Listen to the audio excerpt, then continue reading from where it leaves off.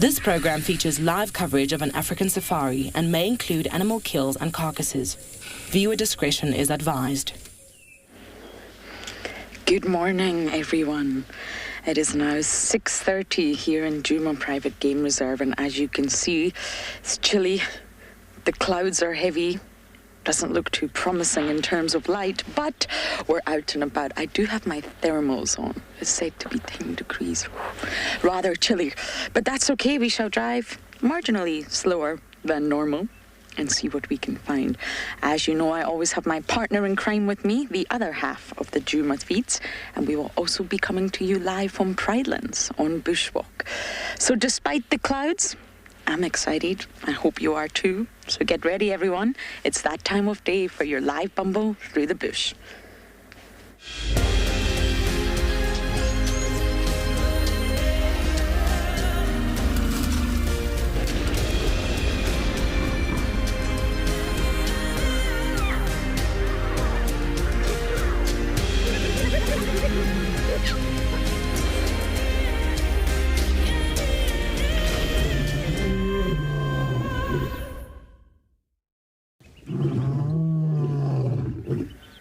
Welcome aboard, everyone, to Team Wendy at least.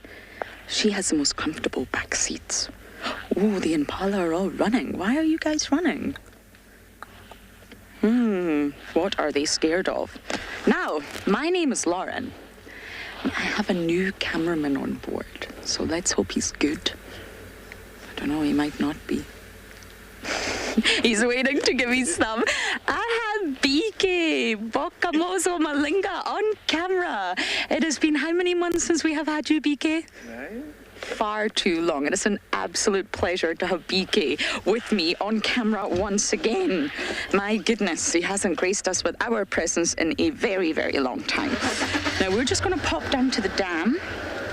Wendy's plan today, at least, is to check on Miss Kalamba. I believe she's still there. A leopard will always be there unless they're chased off or the kill is finished. But I think there's still some meat there.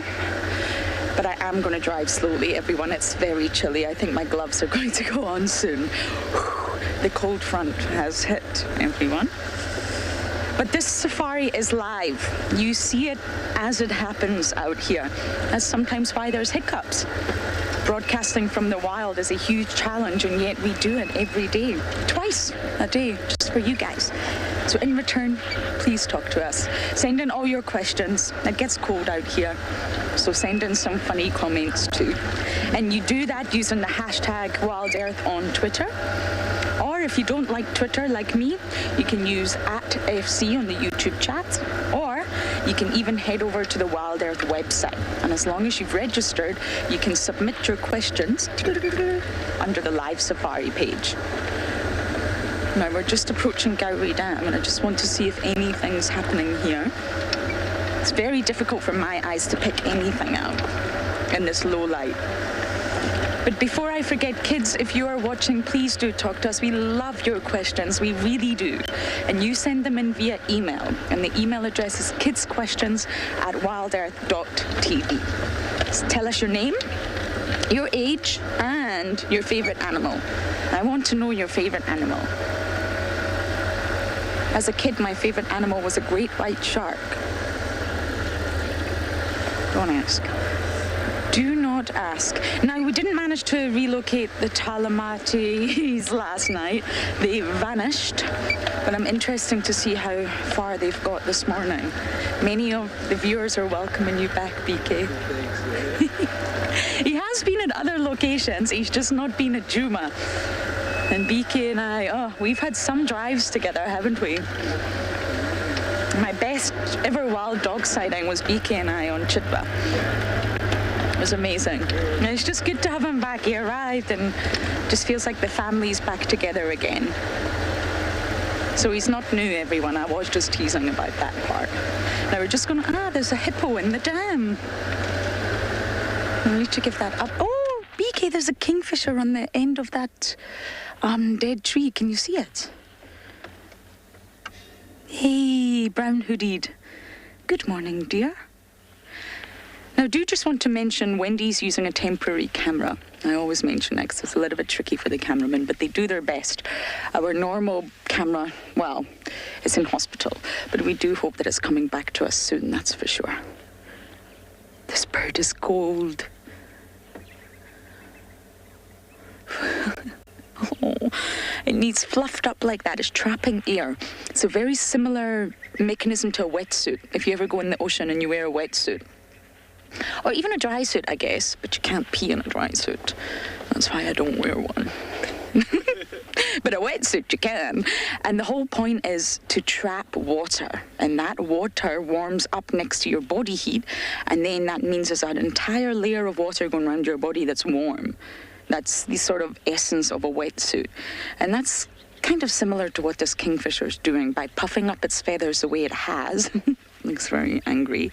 It's trapping air. And the body heat's going to just keep that air warm, and it's almost like a complete layer of insulation to keep the little individual warm on a really cold morning like this. So if you just think of wetsuit air, it's the same sort of mechanism. That's why they fluff up. Oh. They can't put thermals on like we can. I can't even see BK's face. His entire face, other than his eyes, is covered by a buff. It's cold. You rarely see Tristan wearing long pants, and when you do, you know it's cold.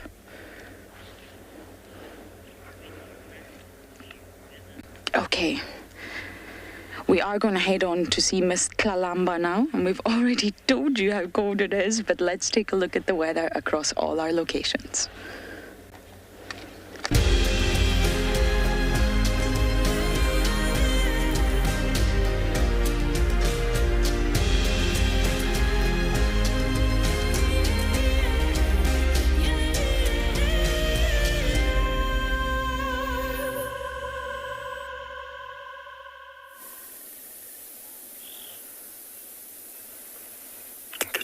Good morning. Welcome to the pre-sunrise here in Eco-Training Pridelands, where we've decided to perch ourselves on a rock and wait for the sun to rise in the east. Hello everybody, my name is Steve, joined by Paul on camera, and we're very excited to have you with us this morning. There is a little bit of cloud cover, but if the cloud does clear, we get a little bit of light. We are going to do, here it comes. I'm going to keep quiet for now, but we're going to do potentially a field observation this morning. But for now, we're just going to allow you to enjoy the rising sun.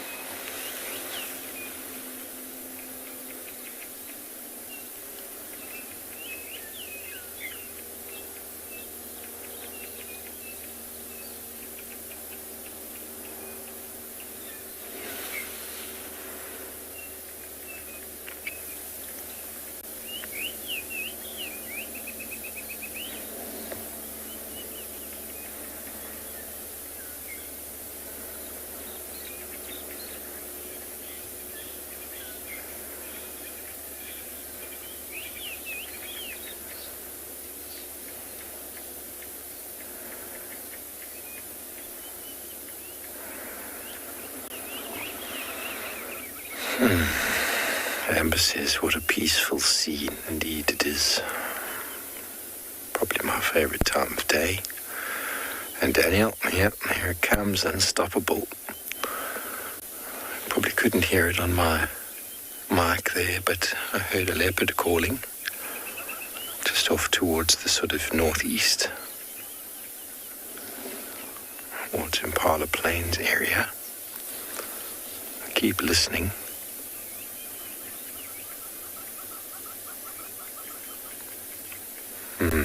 Another beautiful day.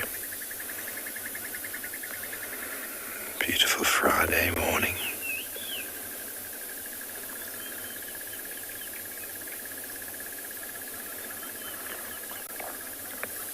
Already half of July has passed, believe it or not.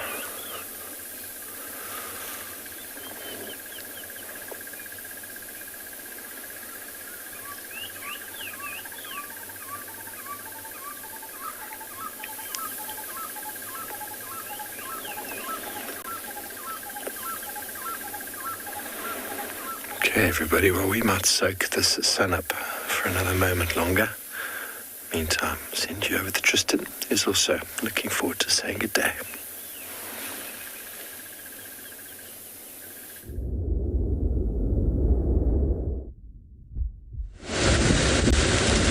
Indeed, we would like to say good morning. It's a chilly good morning this morning. As Steve mentioned, my name is Tristan. On camera, I've got David. Always nice to have David on the vehicle. But anyway, we're tracking lions already this morning.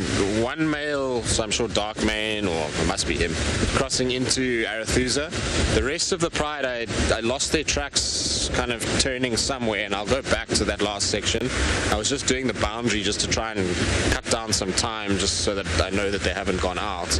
And then when we were on this road, a passing car said to us that they saw a leopard somewhere here. So just quickly checking to see if I can find where they're talking about. They said go through the crossing and then it's lying on the side of the road.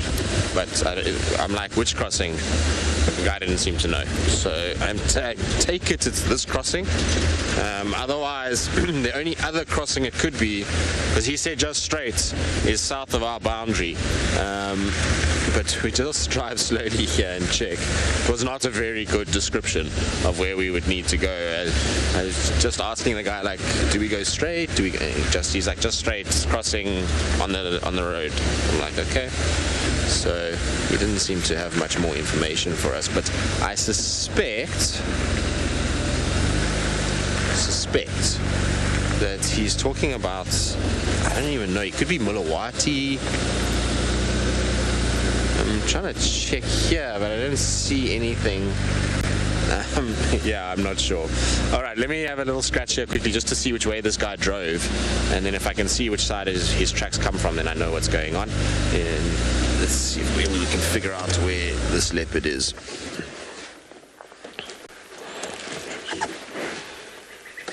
Just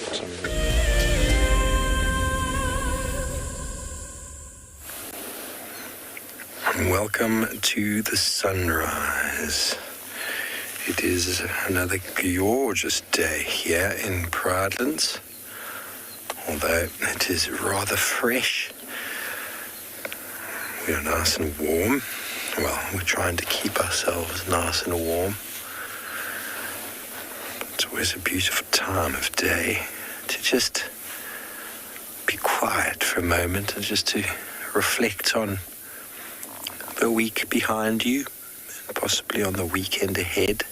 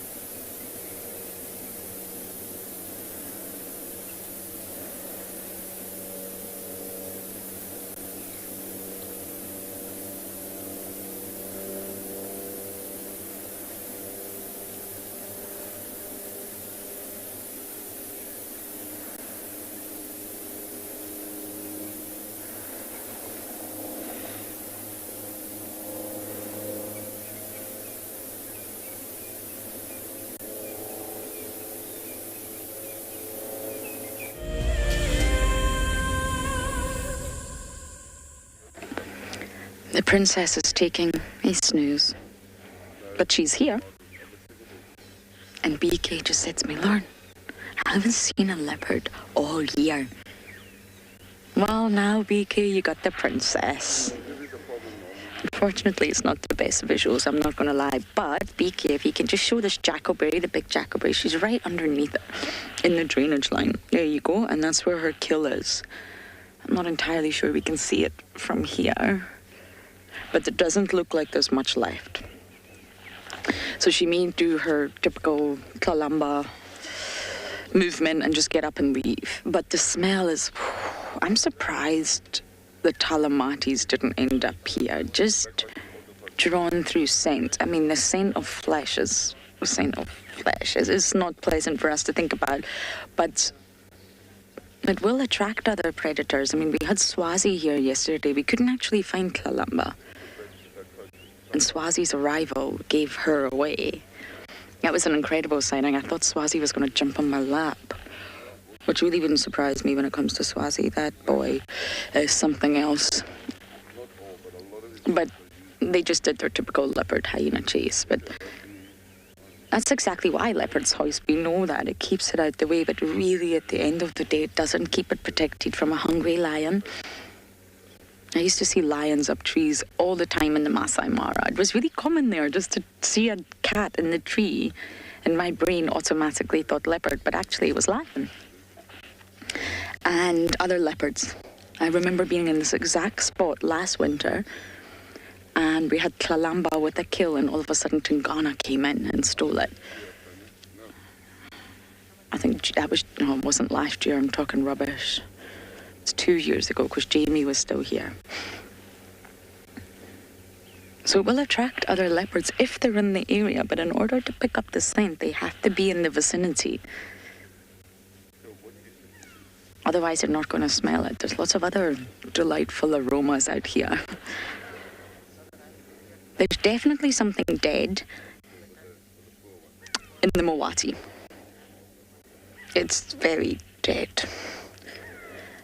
It's not worth scratching around at night time, but I may go and scratch around later today if we lose Kalamba and try and figure out what on earth is rotting away there. It was quite a smell I got last night. But I'm glad the lions didn't pop out. I mean, Kalamba's had enough to contend with hyenas and in the dogs.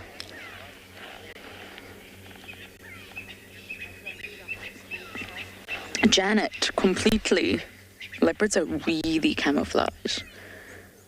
And she's also small and so flexible and really light on her feet that she can just blend into the long tawny grass and she gone.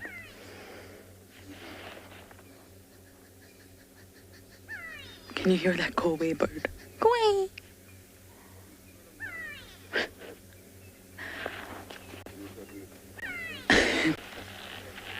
It's definitely the most entertaining bird call.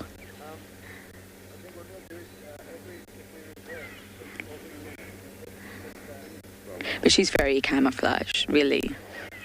We sometimes forget that because we just see this beautiful rosette pattern, but actually she really blends in.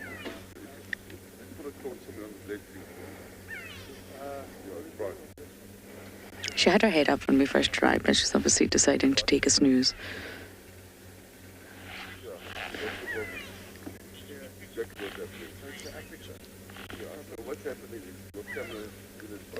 Did you catch that name? Was it Peter? Peter! Yes, I do. I'm not saying in this exact spot, but in the area, in the vicinity of the kill or this jackalberry, absolutely, 100%. And that's normal. A lot of sort of leopards get their hydration requirements from kills. So I don't think there'll be much liquid left in that kill anymore. I know it sounds unpleasant, but hello.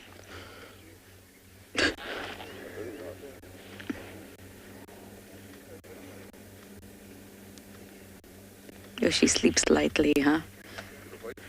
But yes, it doesn't sound very nice, but the blood from kills actually is they don't need water. But then, of course, the kill dries out and it's just sort of flesh, if you like. And she will move on for water at some point, but she'll stay in the vicinity. What a protector kill.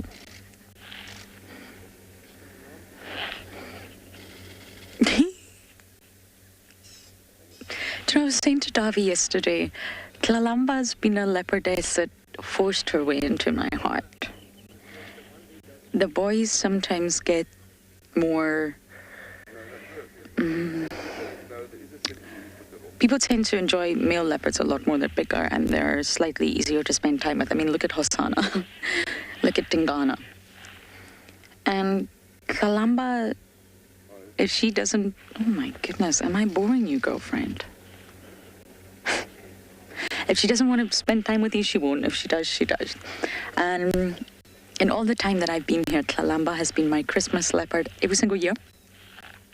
Even my New Year leopard, my birthday leopard. I wanted a birthday leopard and it was Kalamba. And even when I had that sad news about my dog the other day, I said, I hope I see a leopard just to, you know, lift my spirits. And lo and behold, who did we find? Miss Kalamba.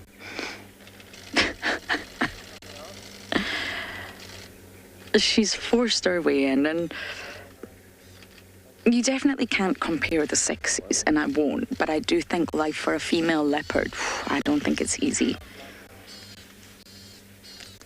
Lionesses have each other. Female leopards don't.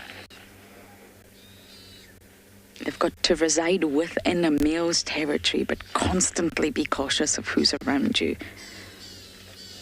Oh, she can hear something.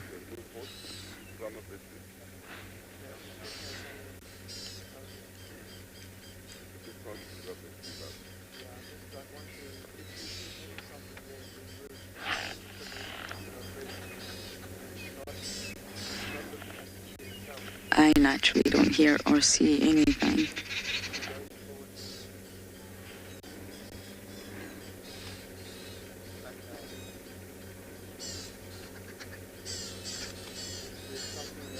Something's there.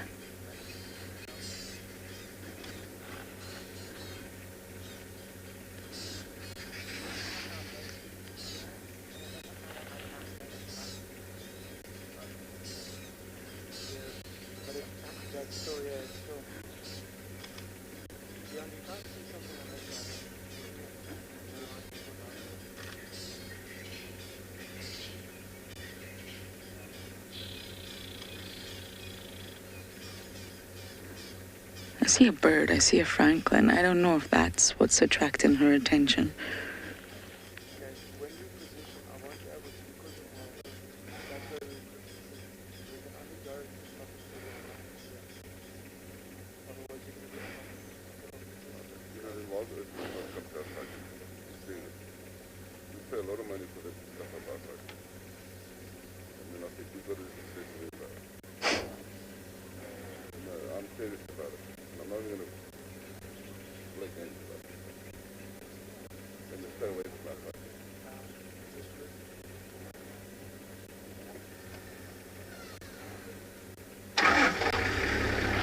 They don't sleep for long, these cats. They can.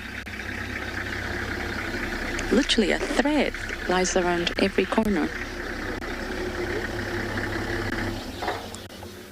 Sandra, I would say so, yes. Oh, it's a hyena, it's June. June's here. She's been sleeping here the whole time. Yeah. You see her, PK? I think it's June. Yes, it's June. Hello, June. You always pop up when we least expect it, don't you? Hello, girlfriend. I didn't know you were here. That's how we didn't know she was here. Look at that. 10 out of 10 visuals. So June's here. That makes sense.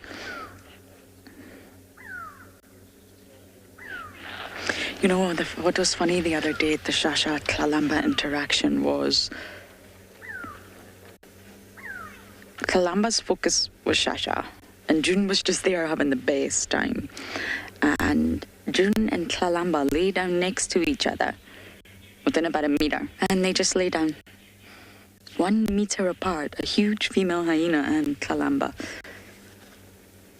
But Sandra, going back to your question, yes, I think Kalamba's bigger, but she's in her prime.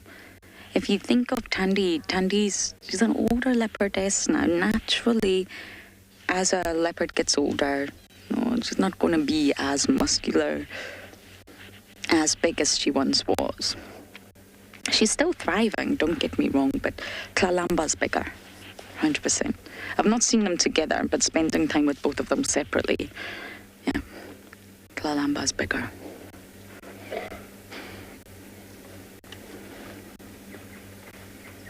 I mean, those genes, Tandy and Tingana, what more could you want if you're a leopard?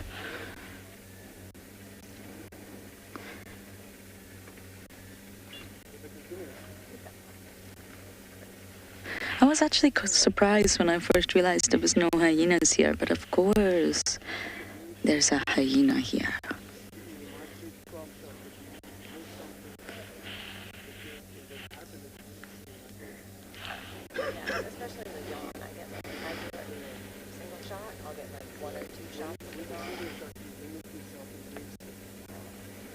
It was 2 Franklins she was watching.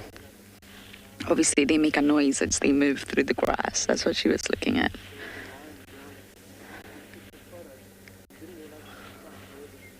Okay, this is the perfect way to start the morning. So BK and I are going to sit here with Miss Kalamba and June.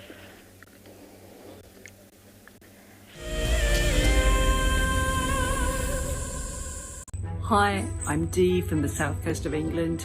Today I was told I have won the most amazing prize to go to Maritaba. Oh, I can't believe it. I became hooked on WildEarth last year when I was trying to escape COVID, and animals are my thing. I just love them and I love what WildEarth does. So that's why I wanted to become an explorer. Just so looking forward to going out to Maritaba. Want to do a walking safari. Thank you so much, WildEarth. Sign up to be an explorer today, and it could be you jetting off on an all-expenses-paid-for safari experience. WildEarth Explorers. It's in your nature. Hi, I'm Nikki, your guide here at andBeyond in Ngala. So my favorite animal in the African bush definitely has to be the zebra, because like people, with our fingerprints, every single zebra has a different stripe pattern. And, of course, a group of zebras together is called the dazzle. How unique is that? Come and join me or one of my colleagues here in Ngala for a sunrise and sunset safari on WildEarth.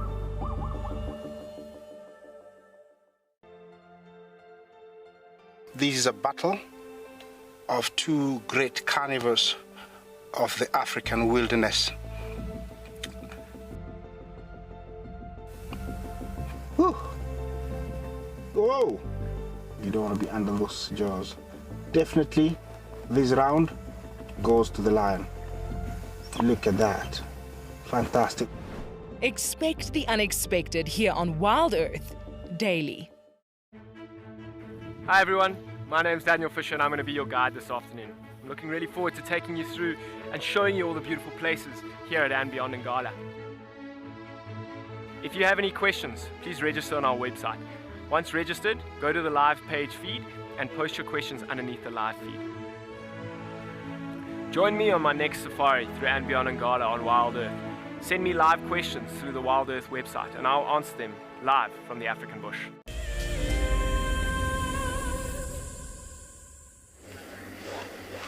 She's being adorable. The usual.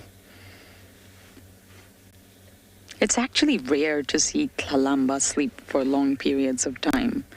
They're very restless animals. I mean, lions, well, they will sleep for a very long time. But remember, they have each other. They have about 10 pairs of ears, 10 sets of nostrils. I mean, the eyes are closed because they're sleeping, but you get my point. There's a lot of them, and plus they're the apex predator. Kalamba, that's quite a lot of yawns now.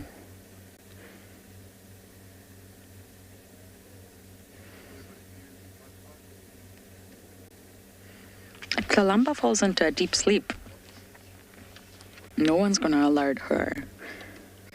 Anything could sneak up on her. I mean, it's very unlikely that a hyena's going to hurt her.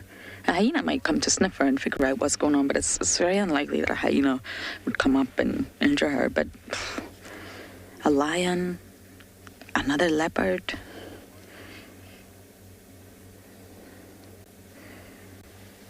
There is no way she didn't hear those lions yesterday. We left Kalamba, and she was sleeping in the long grass, and we literally just went a little bit further south.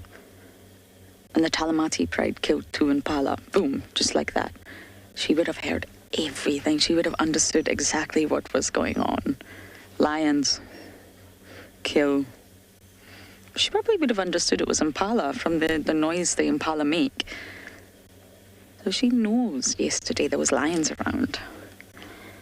Did the lions know that she was around? No. Because she's silent. She's not going to draw any attention to herself.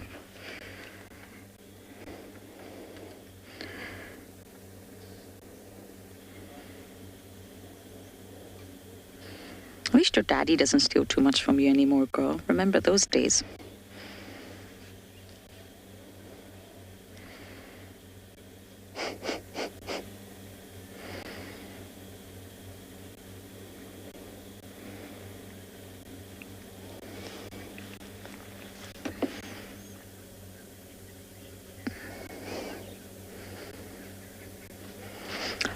It really, really depends on so many different factors. That's a tricky one to answer. It depends on, initially, when they have their first litter, it's very area dependent.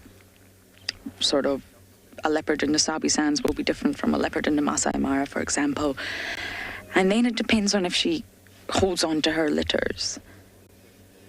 So a leopard may give birth like Kalamba, so she still has given birth to a litter, but she lost them, I'm afraid. So that will immediately stimulate her to come into estrus again. And biologically, she will just come into estrus again, she will start mating again, she will get pregnant again, and the next litter will arrive. But if, like Tandy gave birth to a litter, remember, and she completely lost them, and she was pregnant again really quickly, gave birth to another litter, Mareeb's and sister, and obviously she's now going to be with Mareeb's for approximately 2 years. So it really depends if the leopard is successful and holds on to her litters and raises them to independence, or if she loses consecutive litters, because she's still given birth to the litter, but they've not been successful. Also depends on the lifespan. I mean, Tandy really is an older leopardess at about 14 years old now. And she's still got Mareeb's, and she could potentially...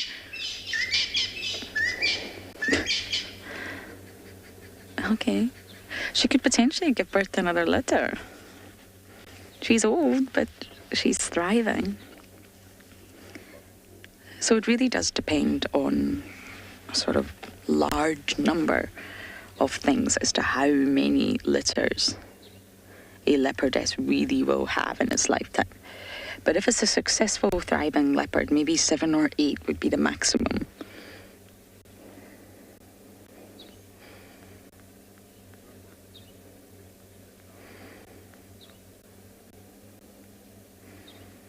Also depends on external factors like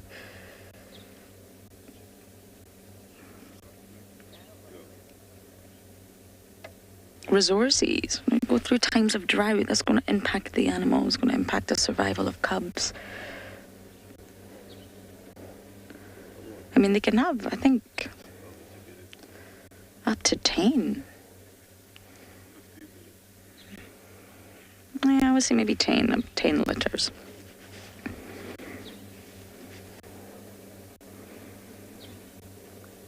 And it's impossible to say an exact number. It really does depend on so many things.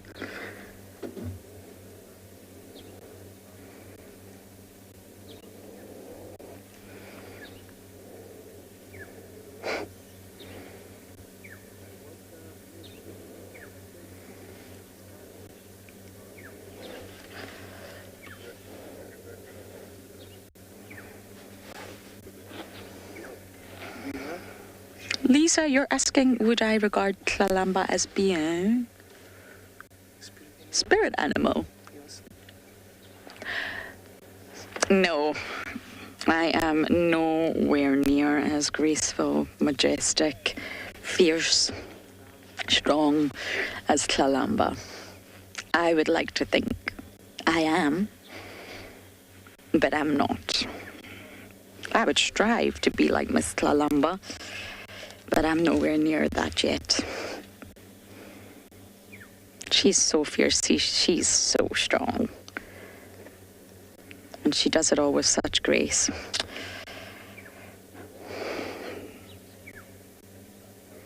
Ideally, I would love her to be, but sadly, I don't think I'm there yet, that's for sure.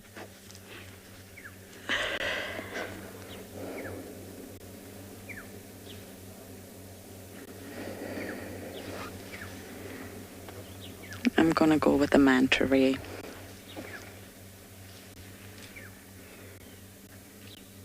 That's my spirit animal for now, but maybe one day it can be like Tlalamba.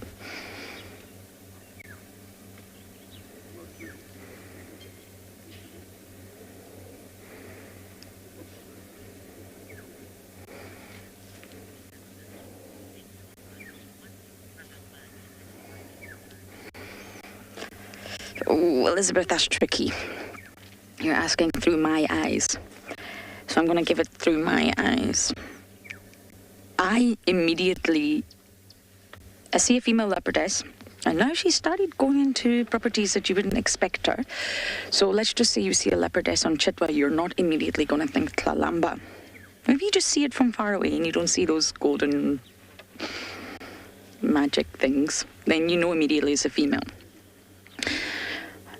You're not going to think Tlalamba from far away. Immediately, your brain's going to think at this point in time Tandy. Tandy's using Chitwa a lot, Sibui, or Kuchava. Those are the three that you're going to think. So how would I immediately know it's Tlalamba?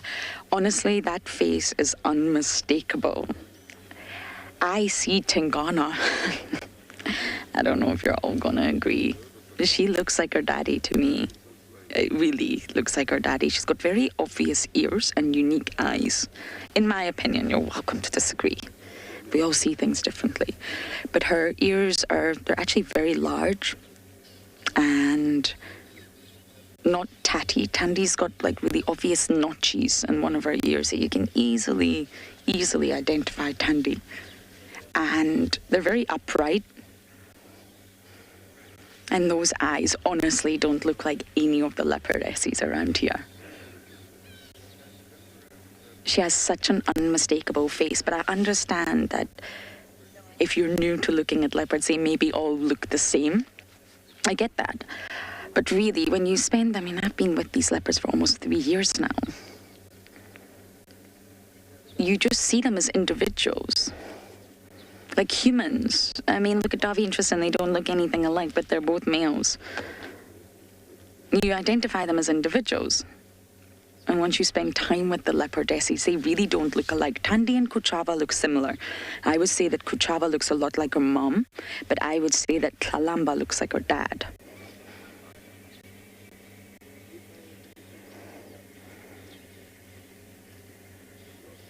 I just immediately look at her and say, Tlalamba. I've made mistakes between Kuchava and Tandy in the past. I really do think they're similar. I think Shasha's a double of his mom. Just the more you look at them, the more you can immediately look at, as soon as you see the face. When you see a leopard walking from behind, and you're also driving a car, it's impossible. But as soon as that leopard turns and looks at you and you see the face, you can recognize it straight away. Shadulu has really unique eyes. Shadulu for me is really easy to identify. Moya is now easy. She's very pale in color. Look at Tlalamba. She's very sort of that golden color, orangey colors. She's very rich and dark in color, Tlalamba. Moya, I think, is very pale. It's very white in color. So you've just got to pick out what your eyes see, and everyone, I'm sure, will be different.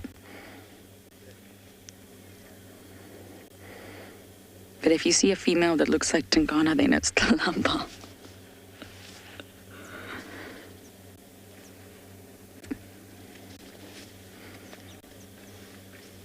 I never look at spot patterns. I know it's a good way, but some leopards can have the same spot patterns, and I don't particularly find that helpful. But everybody's different.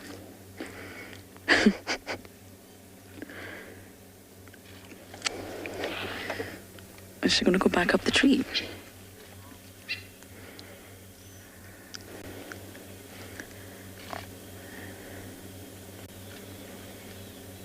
But that's a good question, and if you want to learn the leopards, you can go to their Facebook page, print out a photo, or kind of past the days of printing, sort of on your computer, take photos of each leopardess that's looking straight at the camera. There's some really good photos out there, and put them all together in a line or on one page or one document, and you will be able to see they all look so different.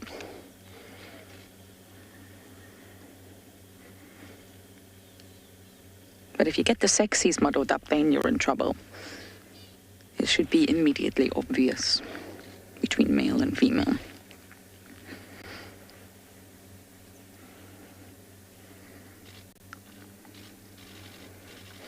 Ooh, big stretch.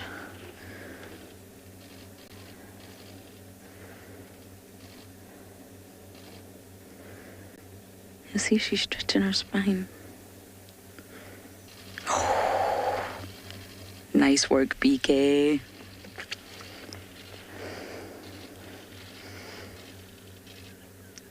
Okay, visual's not great, light's not great. We may reposition in a moment, but let's just see what she's gonna do.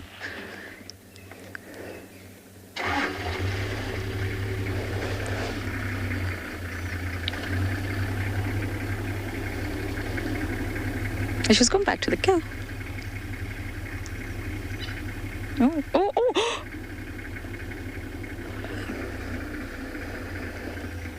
Kalamba, that's exactly what June is waiting for.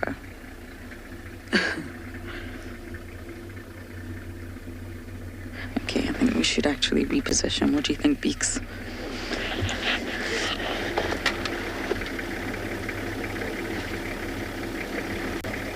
I've just got some vehicle traffic behind me, but we are going to reposition. Hopefully get some better views of our princess.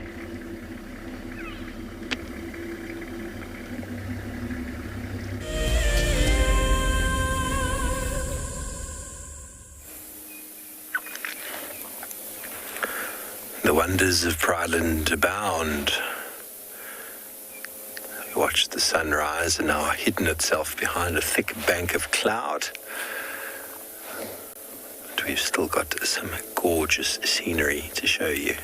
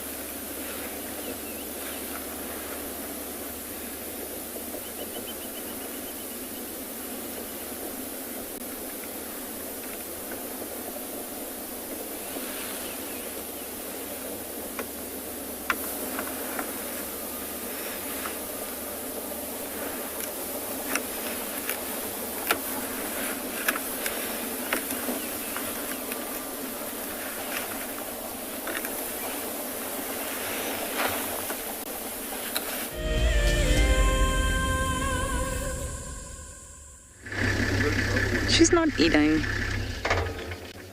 She's literally just snoozing. We've repositioned though.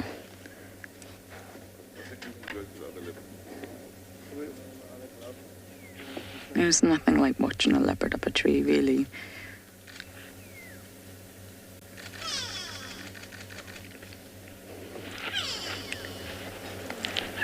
I just want to say a big special hello here to Year 5 from Trinity Grammar School in Sydney. You guys are watching us freezing here in South Africa. It's an absolute pleasure to have you guys on board with us. So welcome. I hope you're enjoying seeing Miss Tlalamba here up the Jackoberry. If you've never watched us before, she's our resident dominant female leopard. Her territory is our property. We live on Djuma, and her territory is very much Djuma. Although it extends a lot further than that, to be honest. But it's great to have you guys on board. Please, please ask your questions. Don't make them too difficult. Then I'll struggle. But please ask away whatever you want to know about Tlalamba or anything else.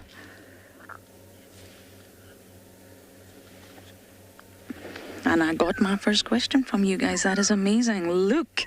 Hi, Luke. You're asking about leopards. And you want to know how old can leopards live up to. Now, I'm going to answer this question based on the wild only, okay? This probably doesn't apply for captivity. I'm going to tell you all about the wild. And the lifespan is generally said to be from 11 to 15, give or take. It depends on so many factors.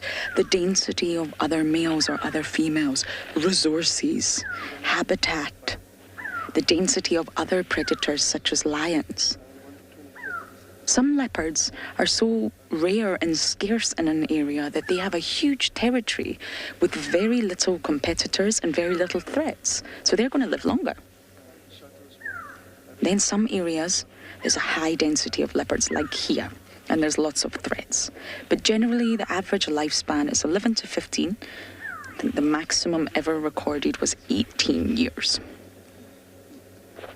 But it really depends on so many different things.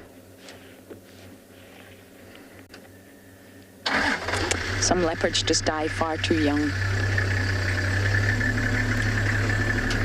And I mean, the threats out here are not just predators. You do also have things like snakes and venomous animals. All sorts of threats.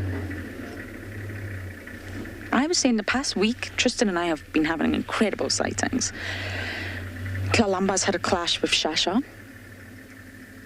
with a hyena present. She had a big fight. A few weeks before that, she had a big fight with Maribs and her mom. Yesterday, she had to deal with Swazi in the morning and then wild dogs in the afternoon. Really, the leopard density here is extremely high for the size of the area. And look, you're not asking this question, but I'm going to tell you. There's actually, of course, one species of leopards, and that is Panthera pardus. That's what you're looking at right here, a Panthera pardus. We just don't tend to say that word too much. And there's, believe it or not, 9 different subspecies. So it's still Panthera pardus, but it's going to have an extra Latin name on the end. And that's a subspecies. There's 9 different subspecies. You get the Amur leopard, the Javan, the North Chinese, Sri Lankan. I've seen the Sri Lankan. Persian, Indo-Chinese. You're looking at the African and the Indian. So all of these different subspecies of leopards are going to have different habitats, different threats. Some live in much colder environments, some live in very, very hot environments. There's a lot to think about when it comes to the success of a leopard.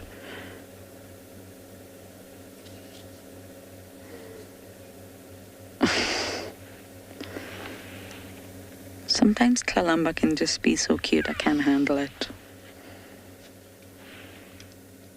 Mike, would you like me to roll back so that branch is moved from her face? The cameramen don't love their branches.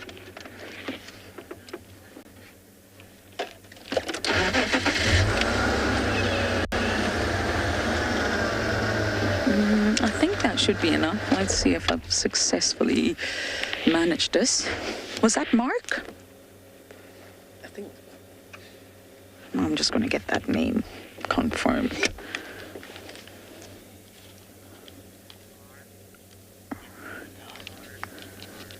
Mar, sorry, I put a K on there where there should not be a K. My apologies.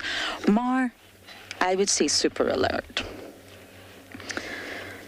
I always used to speak about my Beagle puppy, which is a little bit bittersweet right now, but even a domestic dog, I'm sure many of you have dogs, or even cats.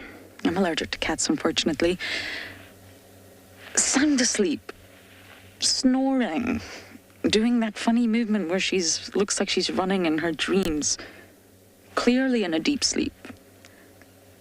Doesn't wake up to the sound of you getting up to the sofa, doesn't even wake up to the sound of the door, but the second you open the dog biscuit tin, everyone's got a dog biscuit tin, right? She is up and at your feet in seconds. It's unbelievable. Sometimes we used to just do little tricks on her just to test how fast, and my goodness, the minute that tin is open, she is there. But yet she didn't respond to the door opening or anything else. She snored right the way through, and I like to call it the biscuit tin effect, and leopards are the exact same.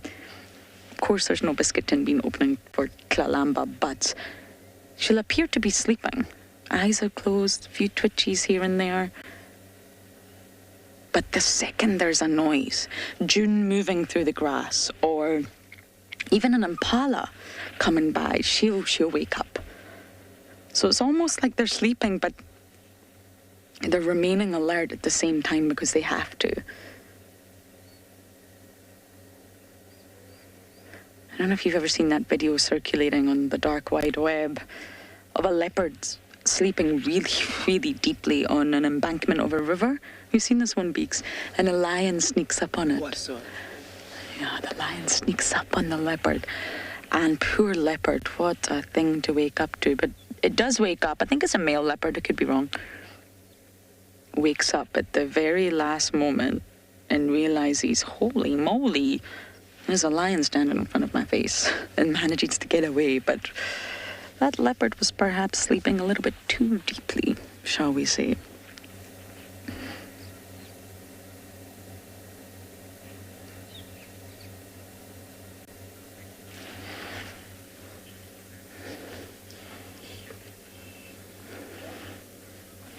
Jordan, you're also from Trinity Grammar School, and you want to know how fast can they run. Leopards can run extremely fast, but one thing to highlight is that they cannot sustain it for very long. They're not cheetahs. They don't have all those sort of specialized adaptations for great bouts of speed, similar to lions. So that's why they rely on the element of surprise. They sneak up on their prey, they stalk. They wait until their prey is about 5 to 10 meters maximum away from them, and then they launch their attack. Then they sort of, use those huge, fast bouts of speed. I would say about 50 to 60 kilometers per hour they reach up to, but they really can't sustain it for very long. They'll need to stop. They'll need to rest.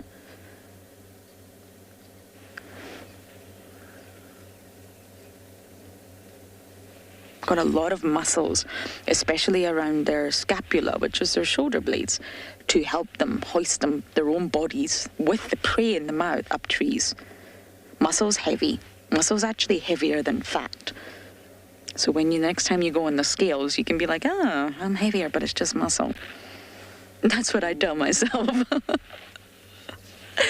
Muscle's heavier than fat, so the more muscle, the heavier the animal.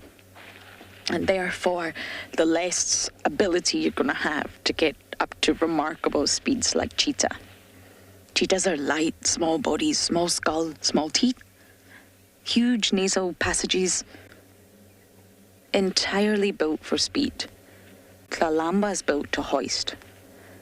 Lions are built for power. Dogs are built for endurance. Hyenas are built to scavenge.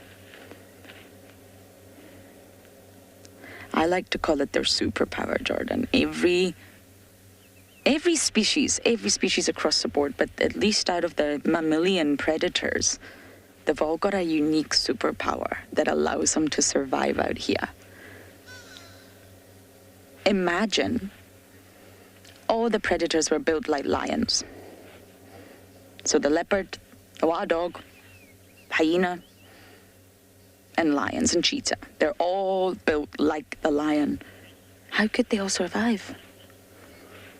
They would not survive. There would be far too much competition. One species would eventually become locally extinct. They would be driven out. That's why every species has their own unique superpower. Talking of superpower, let's go over to Tristan, whose superpower is finding leopards.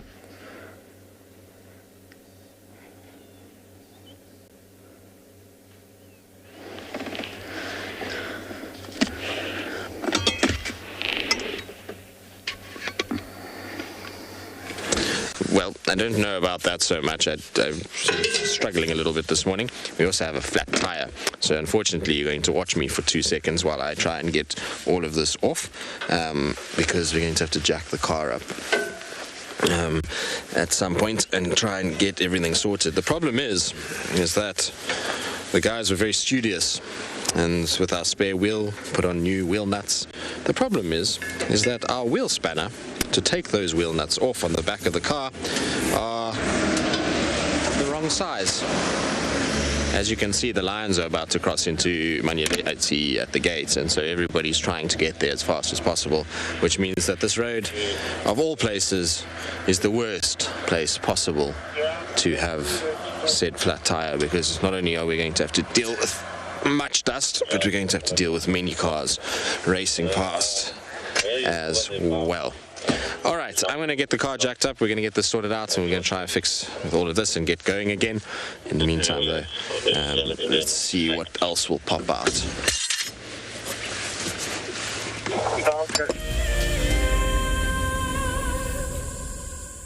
Hello, my name is Marnie Kell from the Greater Toronto Area of Ontario, Canada.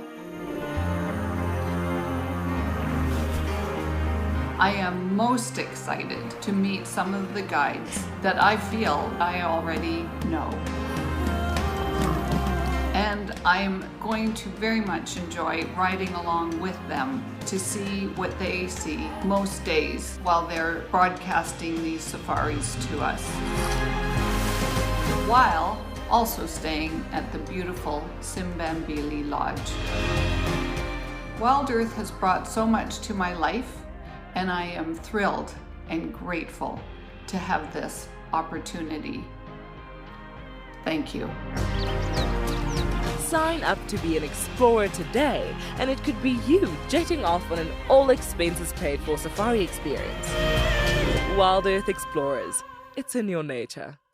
There's a grounding earthiness to this place that we feel in our ancestors. It's a place where, believe it or not, we evolved as a human species, and anyone who's come to Africa will understand that.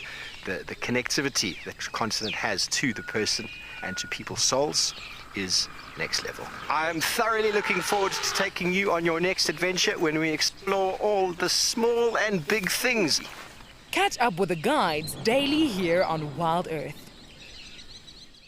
Looks like it's a very difficult climb, because every time it tries to climb, the ground is breaking, so it slides down.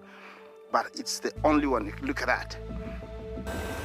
That is a call of desperation with a cub. It's like, what are you doing, mommy? Oops. Oof. Expect the unexpected here on WildEarth daily. Hello, I'm Marna, your WildEarth Safari Guide from andBeyond Ngala. What I really like about connecting with WildEarth viewers is that we get to speak to viewers instantly, and I get to show you this beautiful property. If you want to ask me a question, register on the WildEarth website. Simply head over to the live safari page and you can submit your questions there. Join me or one of the other guides twice a day on WildEarth.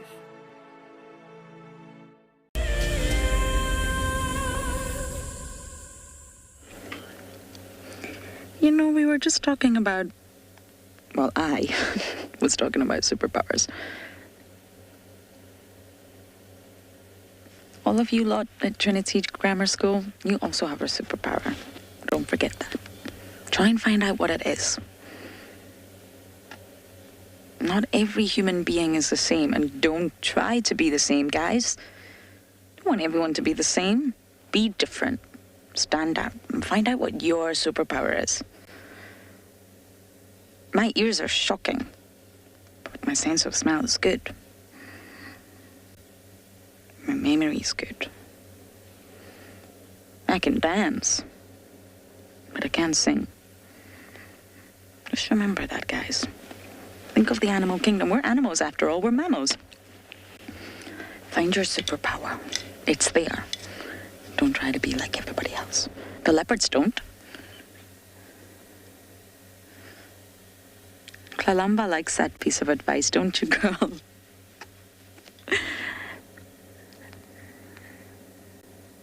That was my advice to you guys.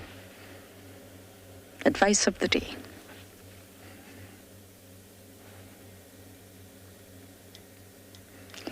Now, I just want to show you guys the impala.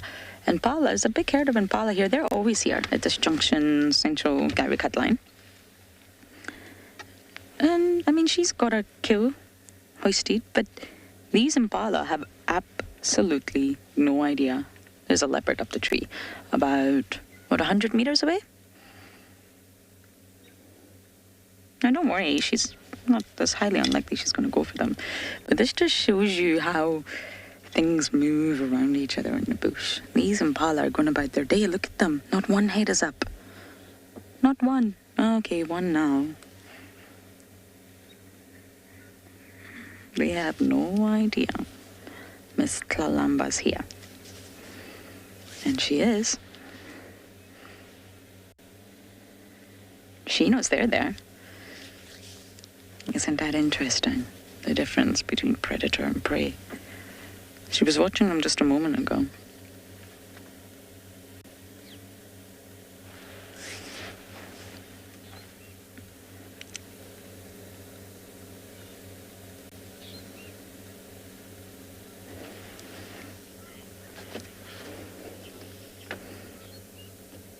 Trinity Grammar School, it's the end of your day. My goodness, it's the start of mine. It's the very start of mine. Got my coffee here as well because it's been rather cold. Yes, I do. Well, thank you for joining us. Please do join us again. Anytime you can, jump on board. You're always welcome.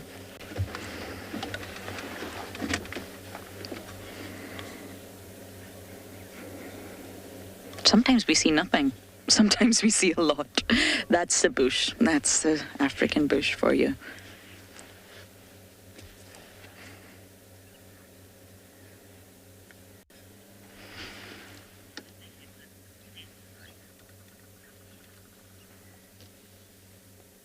Nina, we got asked a lot of questions about senses. It's incredibly good. That's about all I can say. I mean, they wouldn't be able to survive out here. We wouldn't be able to survive without the sense of smell, would they? I get asked a lot about eyesight, hearing, smell. It's incredibly good. They're highly olfactory animals. When you want to know about an animal's sense, think about how they navigate their landscape. How does Kalamba communicate to other leopards? She scent marks, right? She's territorial. She communicates to all male and female leopards in the area that this is her territory by scent marking. So that fact alone immediately tells you that a leopard's sense of smell must be incredible.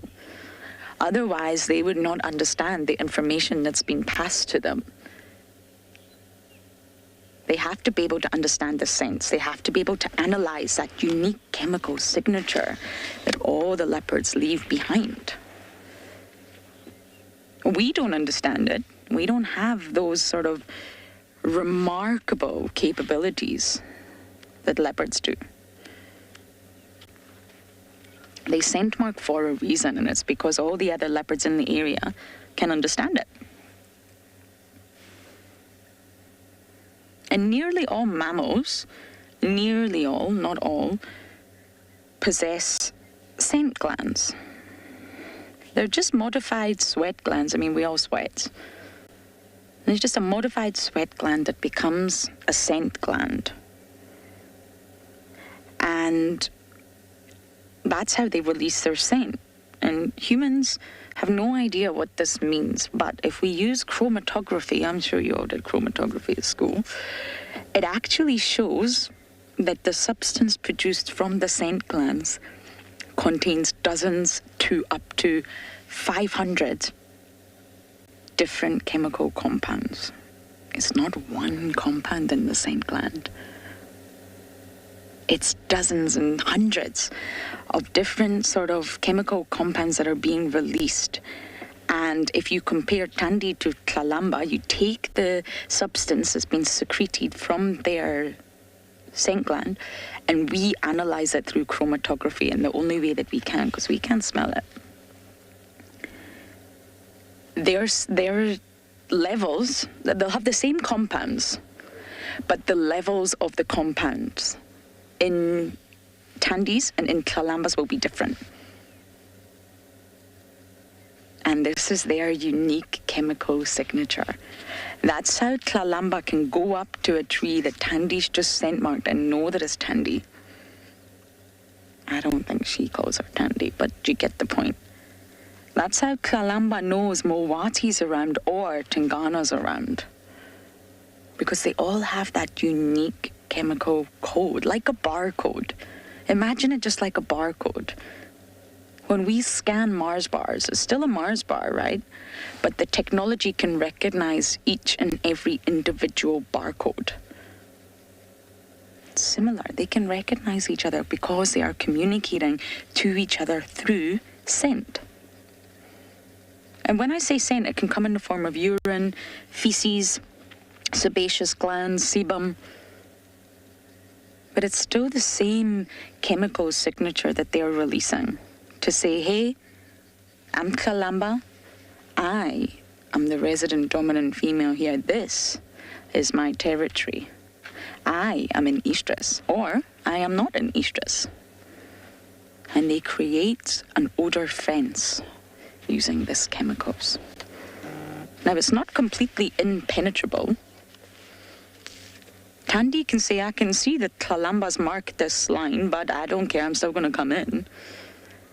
It's not a fence as humans think of fences. We use fences to keep animals out or to keep other humans out. So maybe fence is not the right word. But that's what they do through scent mark, and she's communicating. They're solitary animals. She doesn't want to bump into another leopard unless she's in estrus or unless it's her offspring.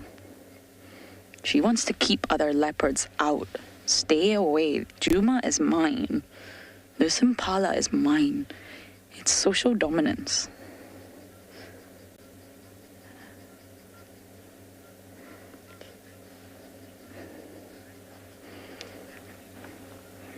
So I hope that makes sense. Her sense of smell is way beyond anything that we could ever imagine. So as I sit here enjoying our princess in the jackalberry, we are going to send you over to Steve, who's enjoying the landscape.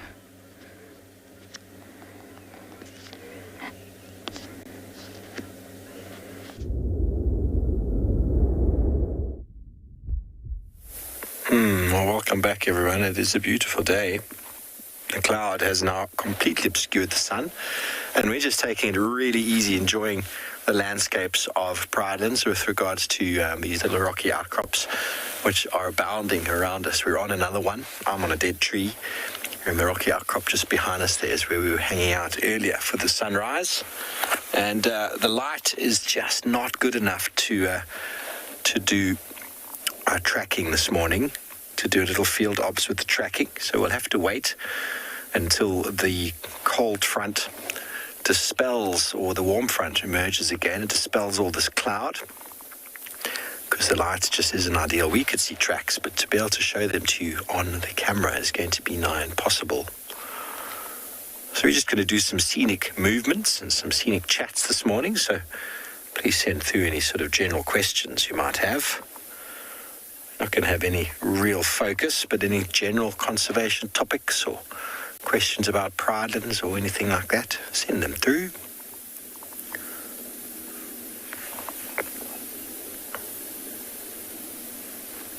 Feeling like a bit of a clip springer this morning. It's one thing that I've missed is the geology. Djuma doesn't have too much exposed rock. And everywhere else I've worked, it's always got lots and lots of different types of rock types and exposed rock areas. And they give rise to such unique little microhabitats. Amazing vistas, gorgeous scenery can always be seen from the top of them.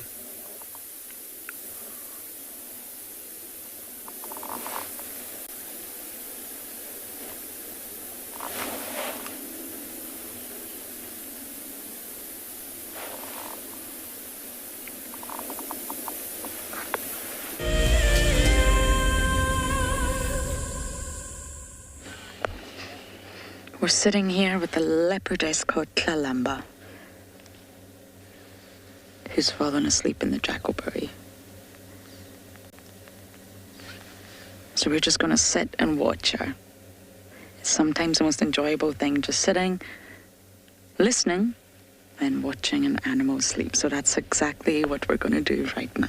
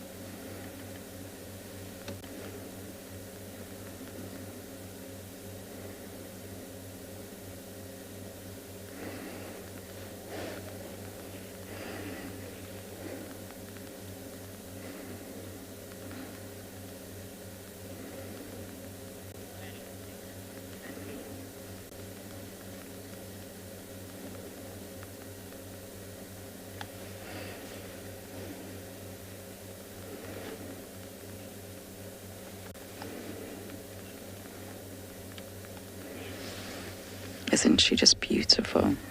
Slightly overcast, but otherwise it really is the most perfect morning.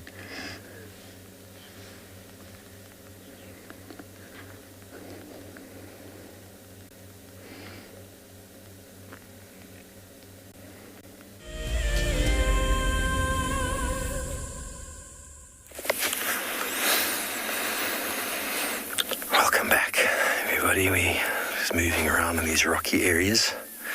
As I said, I feel like a bit of a klipspringer this morning.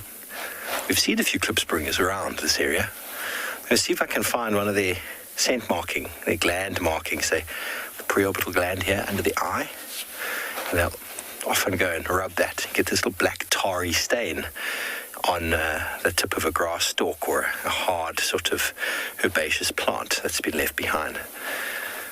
And I've seen probably the same individual, I don't know. It's been a male each time I've seen.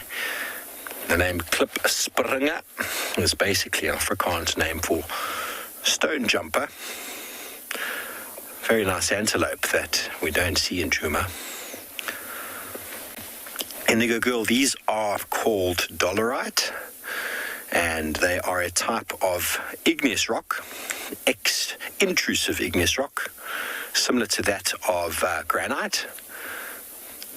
Basically, when about 180 million years ago, during the sort of breakup of the continents, molten rock underneath the Earth's surface, deep under the Earth's surface, was sort of mixed together and molten, and eventually with the cracks and seams that formed with the shifting of the Earth's crusts and the continents shifting, magma forced its way up into those cracks, but it never reached the surface. It came up in a very long line called dikes or sills, where they eventually cooled under the Earth's surface to form quite hard rock. If it did erupt onto the surface, it very likely would have been called basalt, which cools much quicker.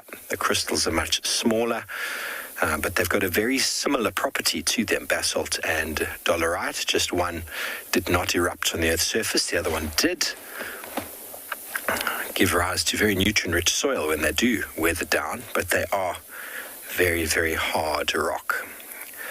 So we're going to be clip springers and jump all over the rocks while Tristan shows his superpowers trying to find a leopard.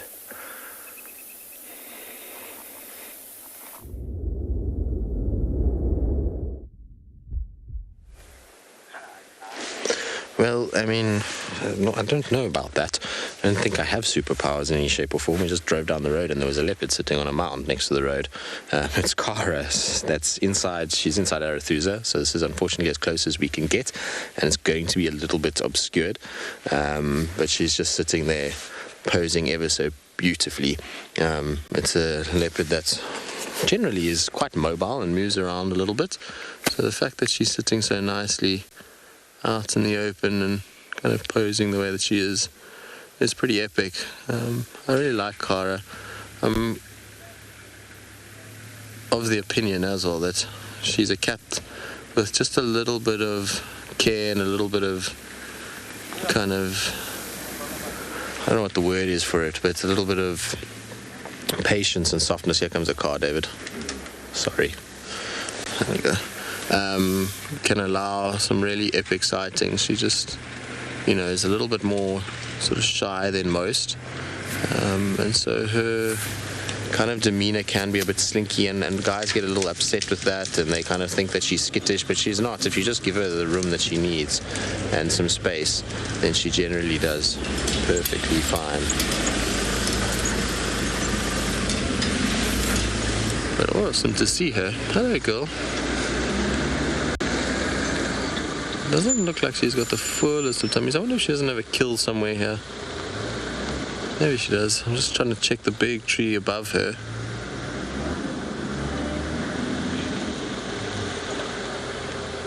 Debbie, no, not at all. Kara is, well, she's not shy. She's just wary is the word that I would use for her.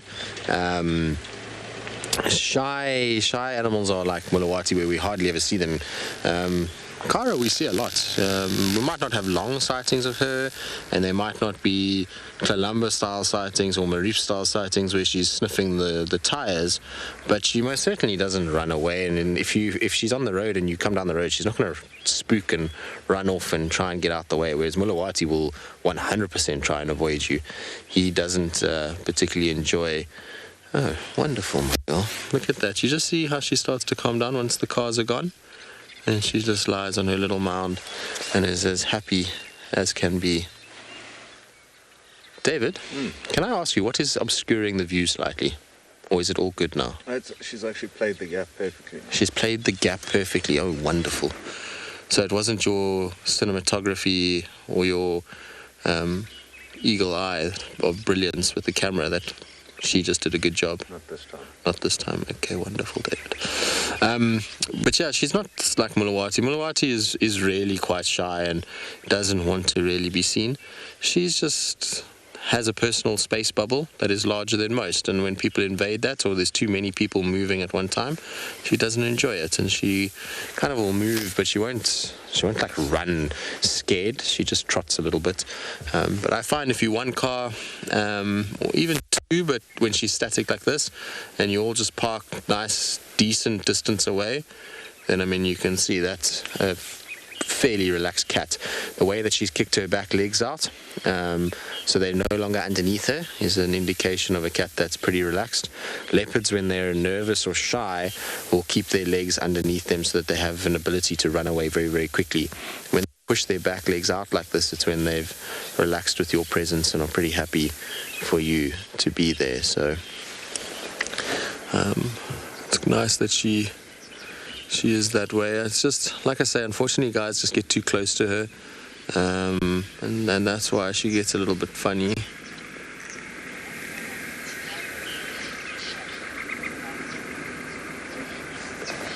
Now, Andre, you're asking what's the most surprising thing that I've learnt about leopards. I mean, there's a few things, I think.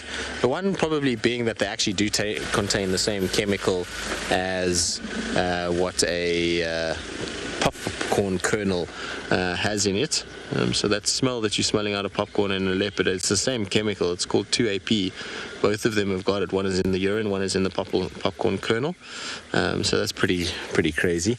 The other probably surprising thing is that leopards are far less active in a set period of the day than people believe. So they're not, when I first kind of thought about leopards and first spent time with them, I always thought, nocturnal, they're going to only move around at night and there's not going to be, much sign of them during the day. But it's actually not the case. These guys are fairly active at any point of the day.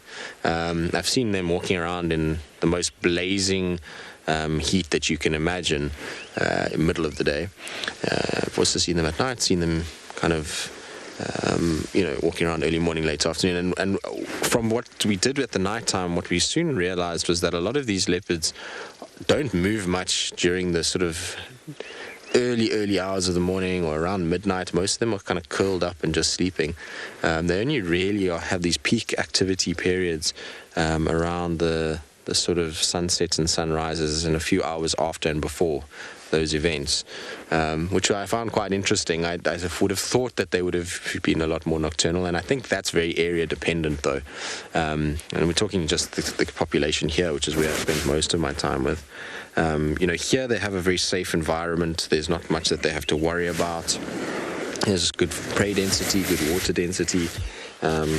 So they don't have to stress so much about finding food and water, and they can do it at any time of the day. Whereas leopards in areas where there's potentially a bit of persecution, so areas where leopards have historically been hunted or have been chased or whatever it may be, those leopards you will find will be far more nocturnal. They will move around under the cover of darkness, knowing full well that they can hide better.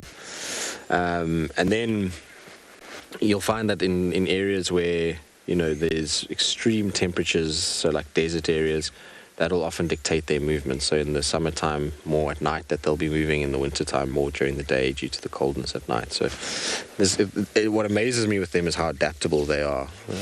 They're creatures that seem to be able to survive anywhere, and will find a way as quickly as possible to kind of get what they need. I find it fascinating how they survive in the mountains, in the deserts, in the savannas like this. They survive in cities. They survive pretty much anywhere. If they just get a gap, they're able to figure it out, which is not something that the big prides can do just because of sheer size and numbers. These guys being on their own the way that they are and the size that they are, they're able to kind of go unnoticed pretty easily.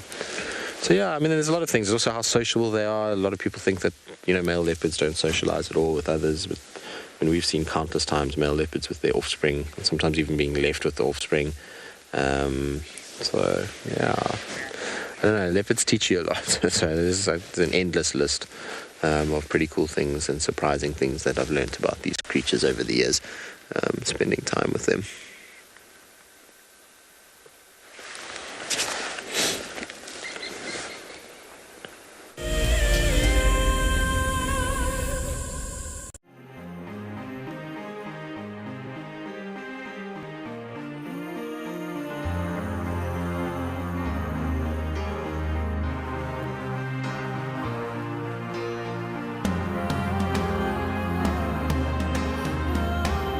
Suspended above Kenya's Masai Mara is a breathtaking lodge where unrivaled service goes hand in hand with extraordinary wildlife sightings.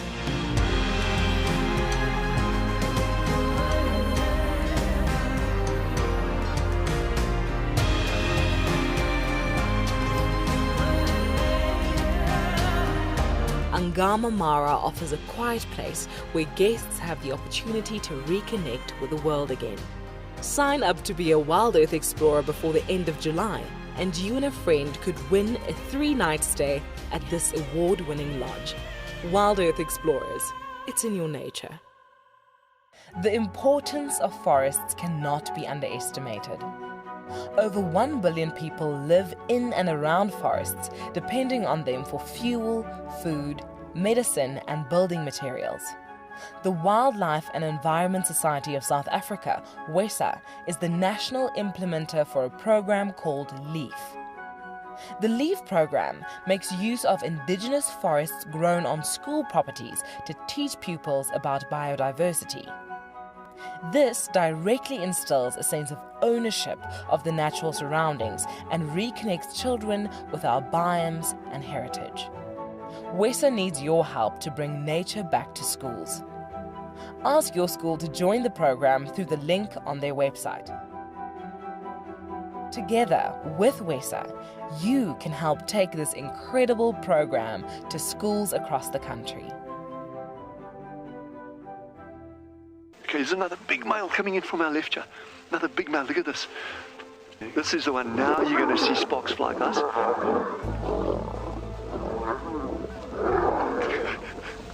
Guys, it doesn't get better than this, eh?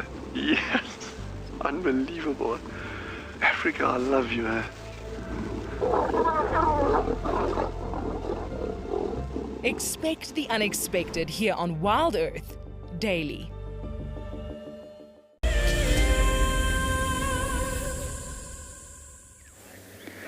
Kalamba went into a bit of a deep snooze there. She's popped her head up since, but she really is resting. And it's the perfect resting time. It's starting to warm up. I mean, not by much. But it's starting. And you know, I was reading something really fascinating because we speak about Kalamba, female, territorial, the confused paternity, the life of a female compared to the life of a male. And believe it or not, Darwin, Mr. Natural Selection, then Mr. Sexual Selection, he was actually very ahead of his time. He was one of the first sort of biologists that actually realized that females, the actions of females in the animal kingdom might actually count for something. Because at the start, they used to just look at males. Okay, males are bigger than females. Mostly, yes, I know that there are exceptions, hyenas, but across the board, males are generally bigger than females and they're more likely to fight, so they can possess weapons, horns, or any sort of weapon in the animal kingdom for males to fight with one another because they are trying to compete with the females. We all know that, right? So that's why the evolution of, or generally speaking, males have a larger size, they have the weapons and all sorts of different traits. But then you get those males in the animal kingdom who differ from females in ways that couldn't be explained at the time in terms of ornaments. Look at the peacock. Look at the way some birds of paradise dance. Look at special species of hummingbirds who have extremely exaggerated structures.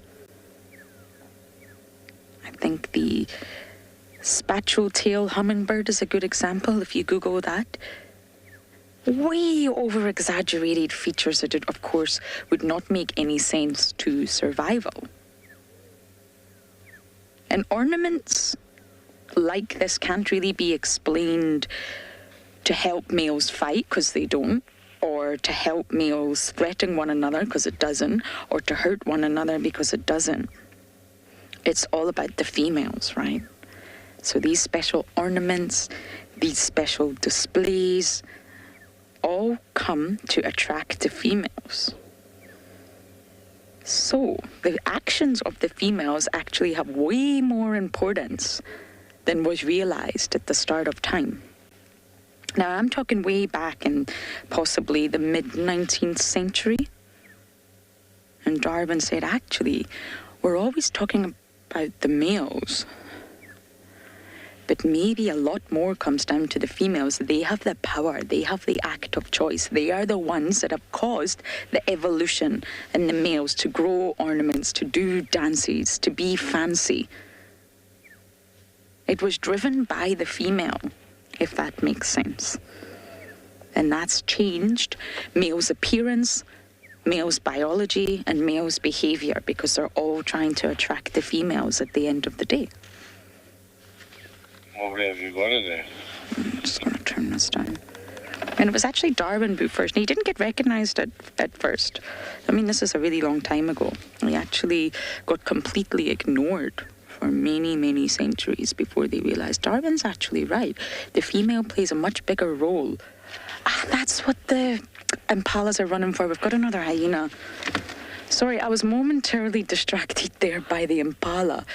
BK, I don't think you can see from where you are. I'm going to move forward. It's coming. The hyena's coming. It's going to pop out on the road. You see it? Nope, zoom out. There we go. Swaz. Swaz is back, everybody. I was watching the impala and I was like, something's wrong with these impala, and I couldn't figure it out. Hello, handsome. What you up to? Why on earth are you here?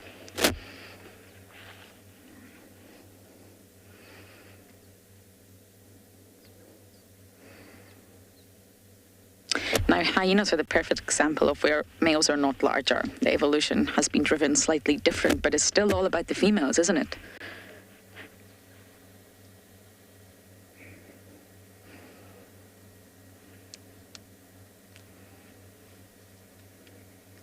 Everything's about the females in hyenas. So handsome.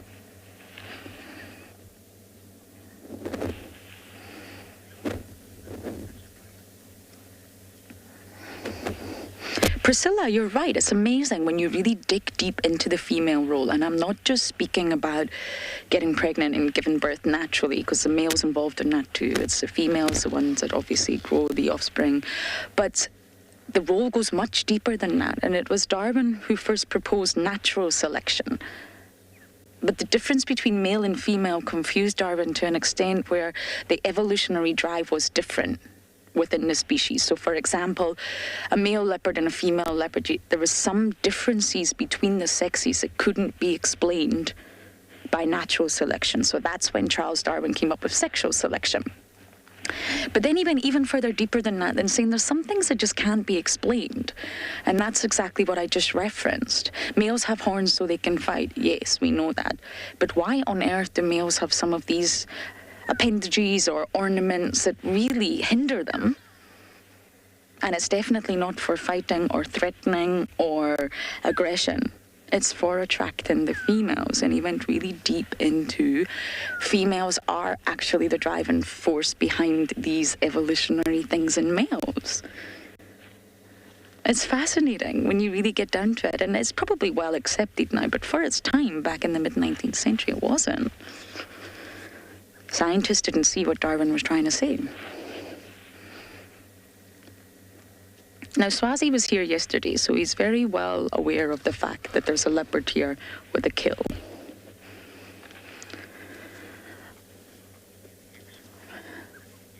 Nancy does. Swazi just wants to be everywhere. Always next to the action. I love this boy very deeply.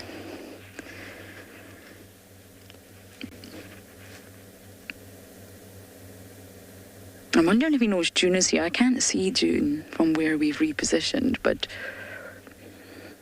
he knows like there's a kill here. He was here yesterday morning.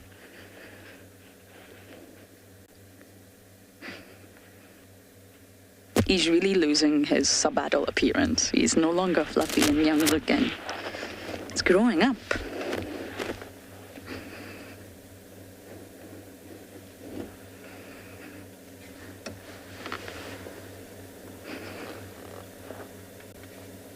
And Kalamba knows she's safe up there. She's not worried.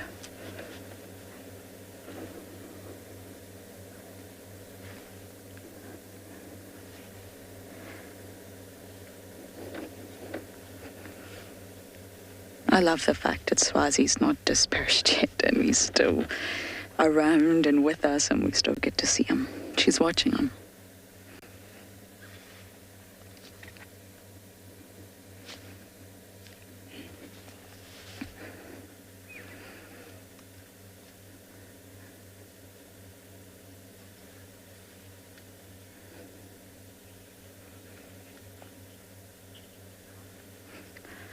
What a morning. I'm actually starting to shiver. It's getting really cold, but we are going to sit here and enjoy chilling with Kalamba. And we're going to send you over to Tristan, who's chilling with Cara.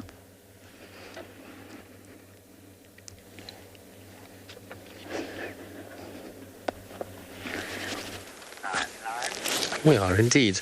And Cara is being an absolute treat because she's sitting basically in the one spot that we can actually see her nicely. If she comes off of that little mound, don't.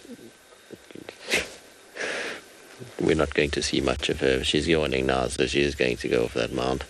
I suspect something tells me. Come on, girl, come our side. Come say hello. Walking our way, or roughly our way. I just don't want to move too much just yet. I just want to see where she goes, what she gets up to. There's a kill in the tree there, David. You see it? That cluster leaf over there. Yeah. That very bushy one. Yep. You can see the leg dangling there. It looks like a little diker. So no wonder she's not moving off. Alright, well, I mean, that's not a very nice tree for a leopard to be in. Let's see if she goes to it. I don't want to move too much just yet. I just want to let her go to where she wants to go and see if she wants to get up there. If she does, then we'll see her fine. Also, obviously, I can't off-road in that area because, well, it's not our property. We're viewing her from the boundary, but there's definitely a kill in the tree. Can you see it, David? No. Oh, nice, well done. Doesn't look very fresh, does it? Looks a bit manky. Let's go forward a little bit, just to see what we can get. There she goes, she's going up the tree, David. Or she's sharpening her claws at least. Can you see her through there?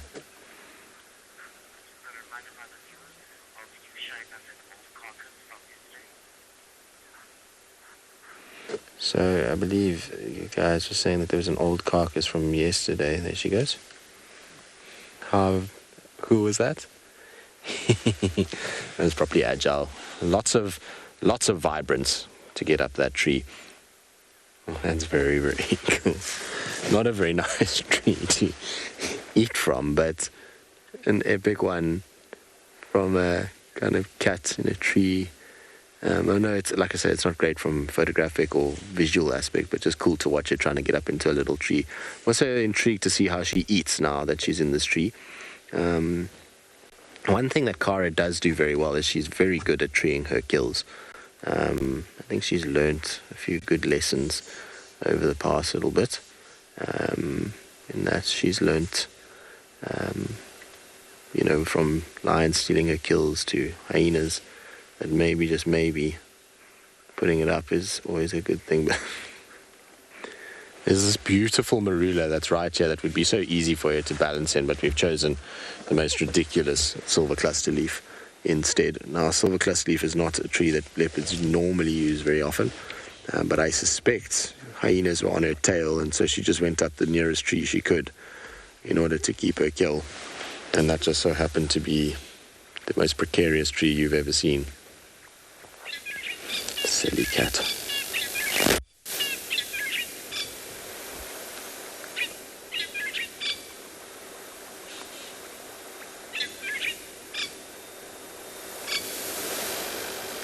Wonder if she wants to bring it out. Sometimes leopards during the day will grab their kills and try and pull them down and feed on the ground. I don't see any evidence of hyenas. Normally when the leopard goes up and starts feeding, the hyenas come in to try and see. That kill does not look very fresh. It looks like its meat has already gone quite dark and black almost.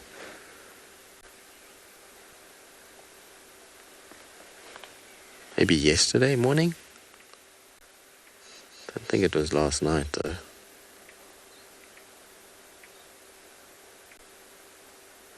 It just goes to show you, with these weather conditions, overcast, grey, cold, windy, cats become lethal in these conditions. If you think we've had Lalamba on a kill, we had the Telematis killing 2 impalas yesterday. She's on a kill. Marips and Tandi made a kill yesterday. So a lot of our cats would have fed. In fact, there's another leopard as well, which I think must be, it's either Monzo or Inkanyeni. They've got a kill right up near the Kruger boundary in Buffelshoek as well. So, lots of leopards on meat at the moment. And it's all because of the conditions that we've got at present with the cloud.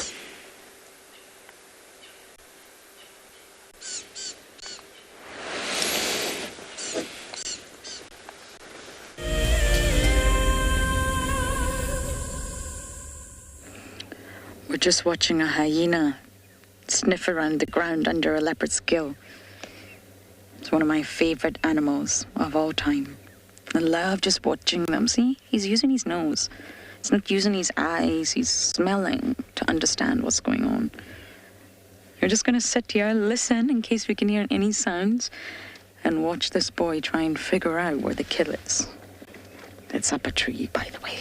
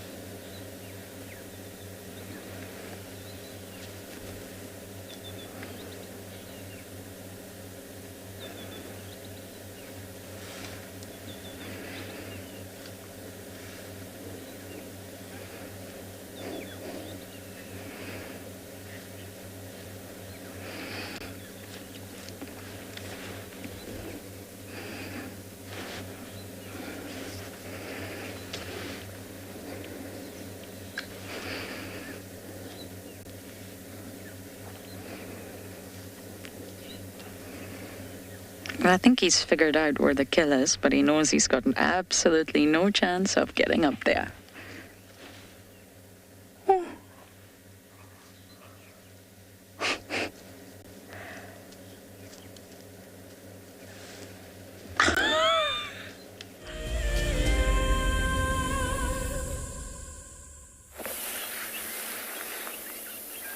Welcome back to Eco Training Pridlands. We, as clip springers, have made our way onto another rocky outcrop. This time we found what looks like a lynx spider of sorts, just hanging out on this little tendril of a branch. An incredible view. The black-collared barbets calling in the background. The sun having crept behind the clouds, it is still very cold.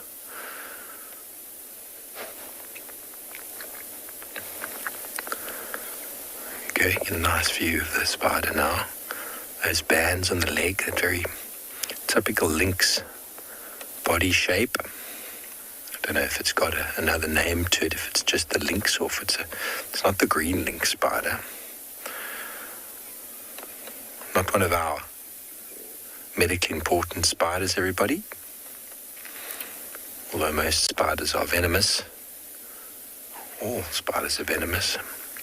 They don't require any medical attention. Janus is not of any medical importance, this fellow. He's quite a small spider as well. Some of the spiders we have around, if they did bite, they might cause a headache or some discomfort, but that would be about it. Important, though, to identify and know the the dangerous ones, the black and the brown button, the six-eyed desert crab spider, the violin, sack spider are very, very important to know.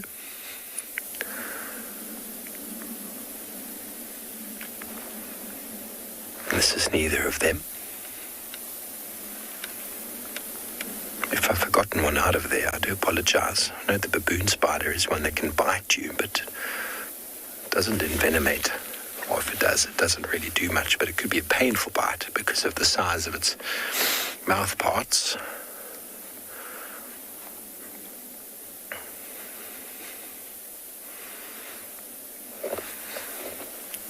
Just doing a little dance in the breeze.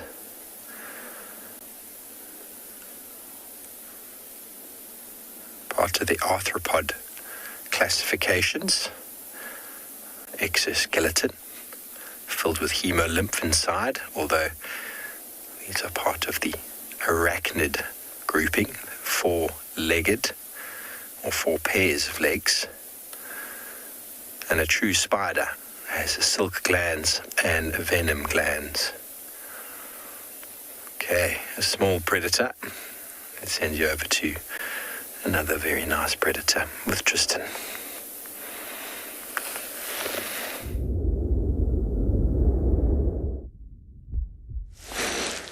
It's been a predator-filled morning, by the sounds of things, with the two princesses. Not Steve, but Kalamba and Kara.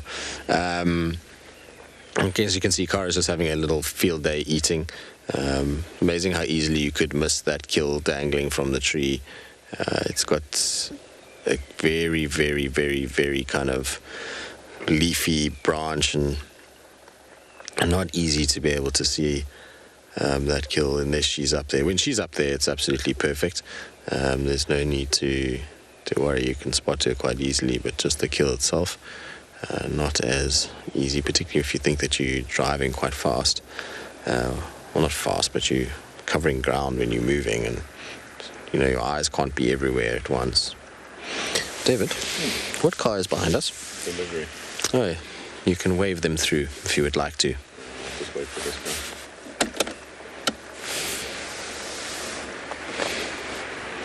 So you'll find that there's two vehicles that are going to come past us. They are actually private vehicles. So she might pop up her head, but luckily they are not anything, that are going to go off-roading, so she won't come down the tree. She should stay perfectly up where she is. See, she's watching the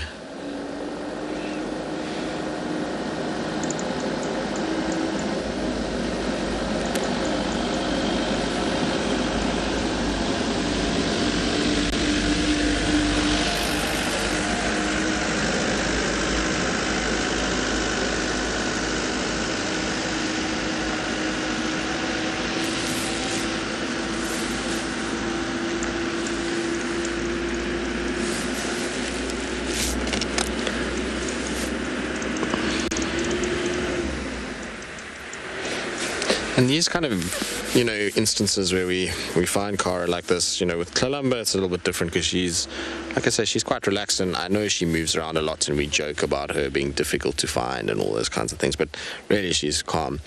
Kara, like things like this where she's got to kill close to a main road that's an access point for all the lodges, will serve actually to have a good effect on her. The more she sees these cars going back and forth without taking a kill and generally not disrupting her, the more she's going to become okay with cars being around. I think the problem is that when she is going through thickets and there's too many cars chasing her, that's when she doesn't like it. But this will help just settle her. If you think she can have kills like this regularly and cars just kind of bypassing her and not really showing that much interest, eventually she's going to get to the point where she's going to be a lot more like Kalamba or much more like Thandi than she is now. Her mom actually is probably a good example of a relaxed leopard too.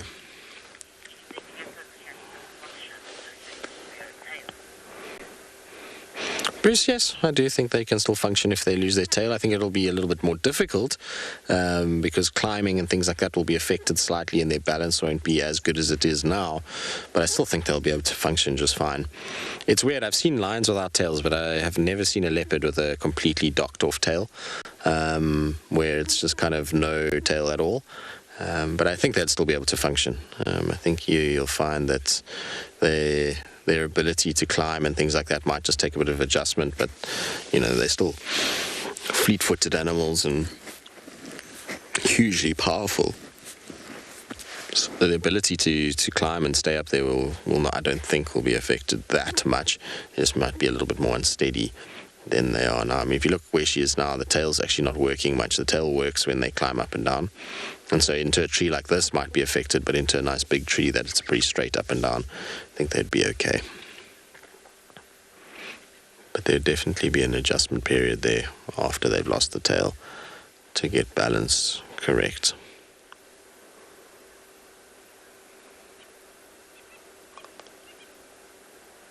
Cheetah, on the other hand, would be a very, very different story.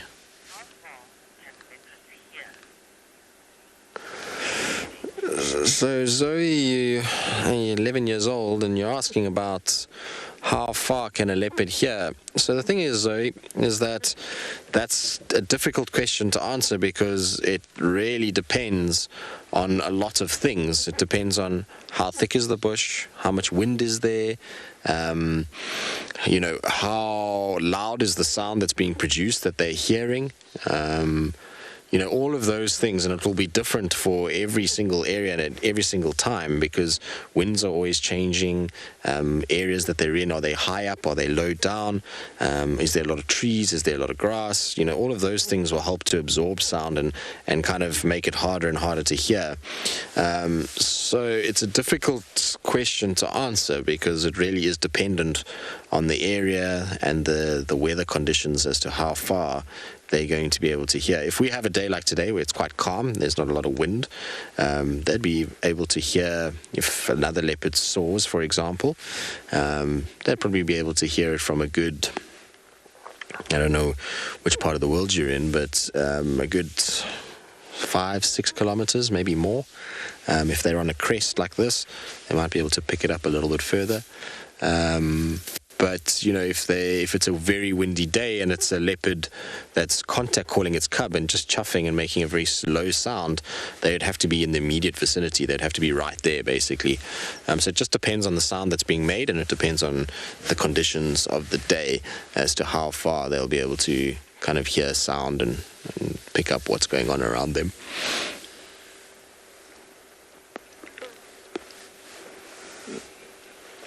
What's David? She had a good look at us. She had a good look at us. Was she looking at you, David? Did you feel a connection there? I did. Oh, wonderful. So excited for you. It's always good when David feels a connection with what he's filming. It means he's producing cinematic brilliance. Or not, David? No, not with this light. Not with this light. Oh, so now must I get you a lamp? Please. Please, okay, no worries. It's called the sun. Yes, leopards are bothered by monkeys. Not in the terms of like monkeys throwing stuff at them and like chasing them, but monkeys will shout at them and make a lot of noise, which a leopard hates. It hates having noise directed at it. Remember that these are animals that typically go about their life trying to stay hidden. So when monkeys shout at them, they don't like it at all. So in that way, yes, but in terms of actually being dangerous to them, no. And we're talking vervet monkeys now. We're not talking baboons. Baboons can be very dangerous to a leopard, and there's been a few instances of young leopards being caught by baboons and killed. Or being even older leopards being chased. I remember once watching a leopard called Ravenscourt, and she at the time had... It's a very weird system, and I've spoken about it before, but for those that haven't heard the story, she had a male leopard that was about 3.5 years old, that just refused to leave her. And in that time, she had then bred and had a new set of cubs, and she had raised those. At the time this happened, those 2 cubs were both boys, and they were a year old.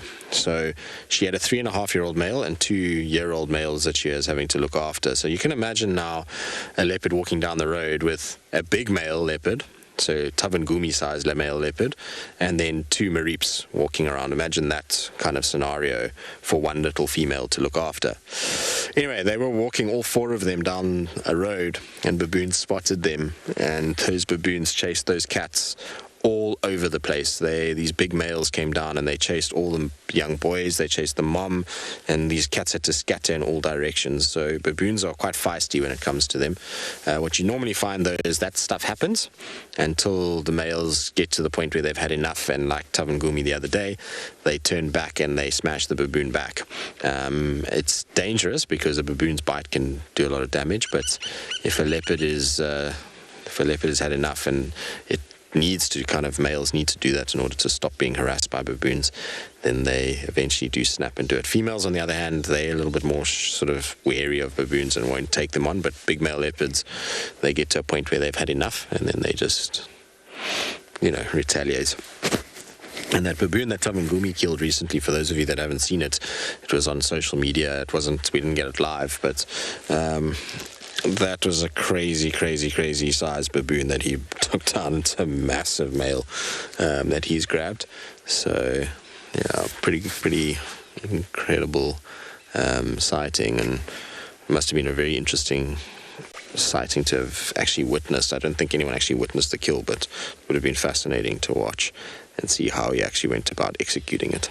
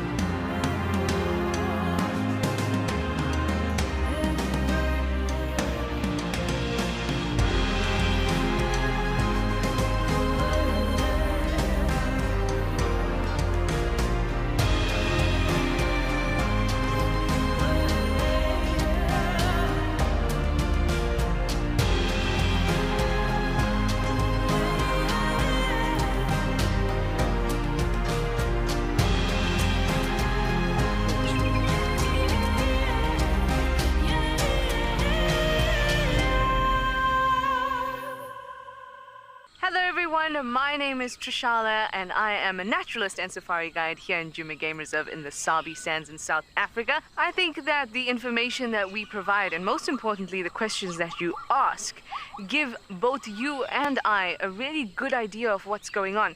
My friend Fernando here, he's a flat-necked chameleon, and I love them. They're just these gems that you manage to find in the bush. Catch up with the guides daily here on WildEarth.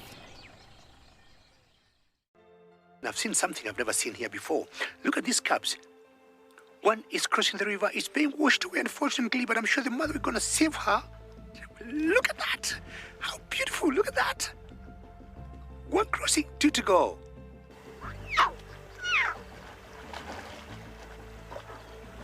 How cool is this? Expect the unexpected here on WildEarth daily. My name is Lauren, and I'm currently working in Djuma Private Game Reserve here in South Africa. I love answering your questions during the live safaris. It's my favorite part. It feels like you're on the vehicle with me, and I'm able to teach you exactly what you want to know. If you want to ask a question on WildEarth, then you need to register on our website. Once registered, you must go to the live safari page and ask your question below the live feed.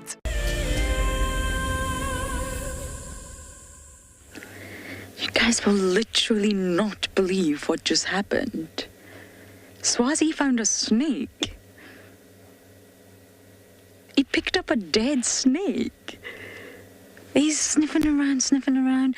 Oh, here comes June. Hello, girl. Have you been sleeping? Got pillow face. You have. The minute Kalamba moves, June moves, huh? Swazi found a dead snake and we followed him and we followed him. I wanted to try and identify what species of snake it was dead. He didn't kill it. But right here, where June is right now, was a dead snake. Swazi found it and he ran off with it. We followed him for a little bit, but he ran and he ran. Isn't that just bizarre? He came here because of Kalamba's impala and he found a snake. But he knows that June's here, or June was in the area. So he ran off with his snake. It won't surprise me if he comes back once he's demolished a snake.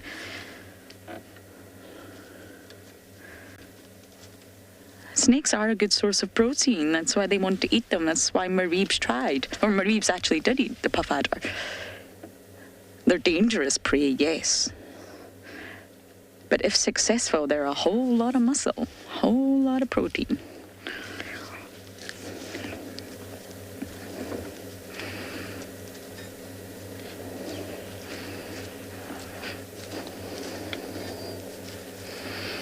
There's really not much meat left on this impala.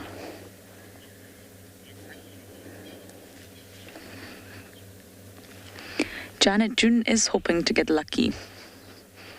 She may get the bones if Kalamba drops this, but there's not much meat left, I don't think.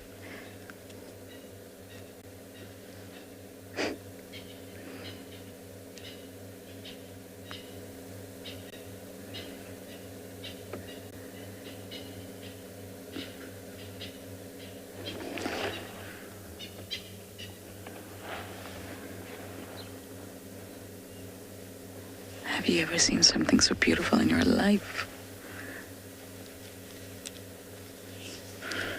I don't think she'll be on this kill for too much longer.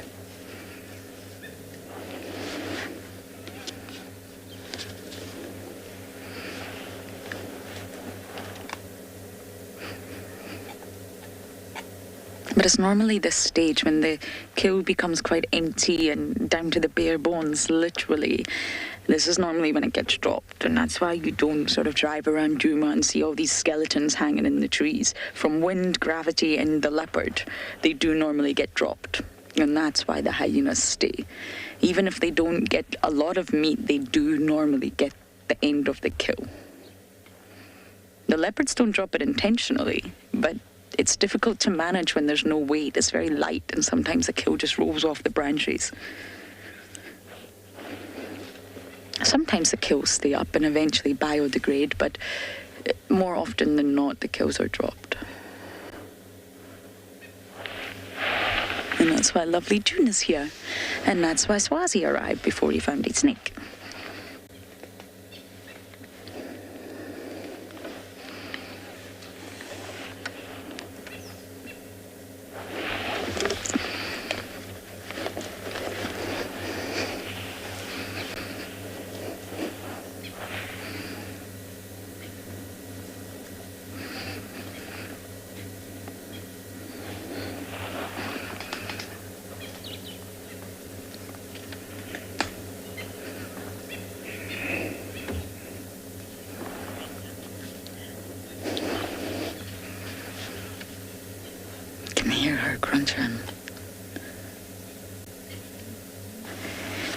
I mean, they do show preference for those trees that have really, really wide branches, like this jackleberry. I mean, a tree like Combritum, let's just say a russet bush willow, is probably not going to really be A, comfortable, and B, support the weight of a leopard and its kill. This is a safe place. This is the place that you are storing your kill. So we normally find leopards and marulas. I would say that's the most common tree. Jackleberries are a good one. But I've seen tandy in an apple leaf. We've had Kalamba and a tamboiti. Cluster leaves. I think that's what Elton said Kara's in right now, if I'm not making that up. And I'm trying to think what trees you most commonly see. Knob thorns. Really, I mean, they will run up any tree if they have to. But we've seen leopards in some really uncomfortable looking trees, but they definitely show preference for those really, look, I mean, this is a really old jackberry. It's so thick. It's so grand. That trunk, look at June next to the trunk at the base of that tree. It dwarfs her, and June is a big girl.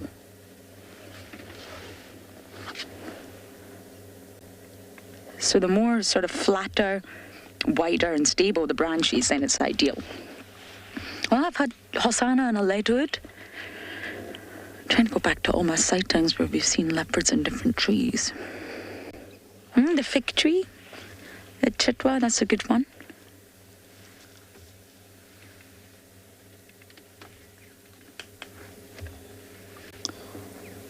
But I mean, the smaller sort of trees, completums and maybe even a gory bush, is not going to be stable.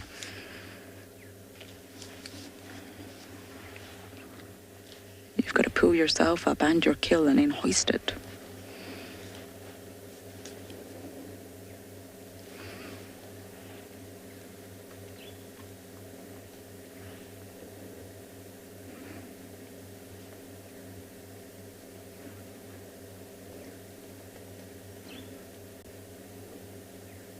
Hyenas don't always get lucky, by the way. They have to show remarkable amounts of patience.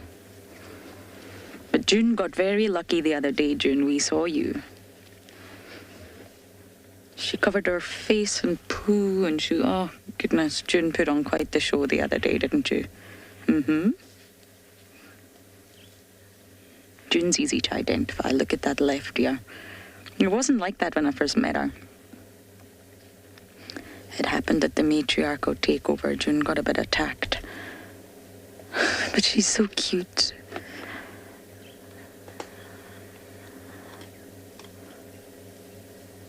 Clearly she's tired.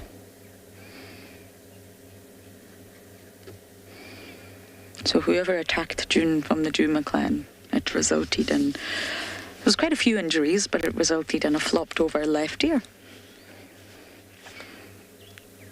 Which at least makes it easier for us to identify her.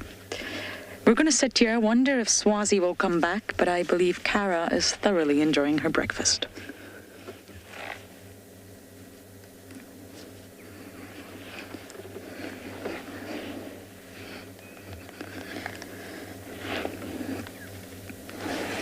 She is enjoying her breakfast. She's kind of positioned herself in the most awkward manner possible to enjoy this, and she needs to take a lesson from Talamba's book about using trees with grandeur rather than spindly little cluster leaves. But I suppose it's doing the job. It's keeping her kill off the ground and she's able to feed without having to worry too much. So what more could you really ask for? I feel like it's the kind of function of what a tree should be doing for a leopard, and it's not like she needs to worry about sleeping up there, so for now it's doing all that she needs it to do. But I'm very glad that we managed to kind of get her the way that we have, because it could have been her lying in the grass and we would never have even seen her. The fact that she's up in the tree like this, or she's lying on that little mound, all of those things are helping to be able to actually see her and be able to spend a little bit of time with her, because of her movements and the way she is. Spending vast majorities of time with Kara is never that easy. She's a cat that often, like I say, is a little bit more kind of elusive than others. So when we do get a chance to spend time with her, it's always a treat. Can hear the monkey's alarm calling at her now.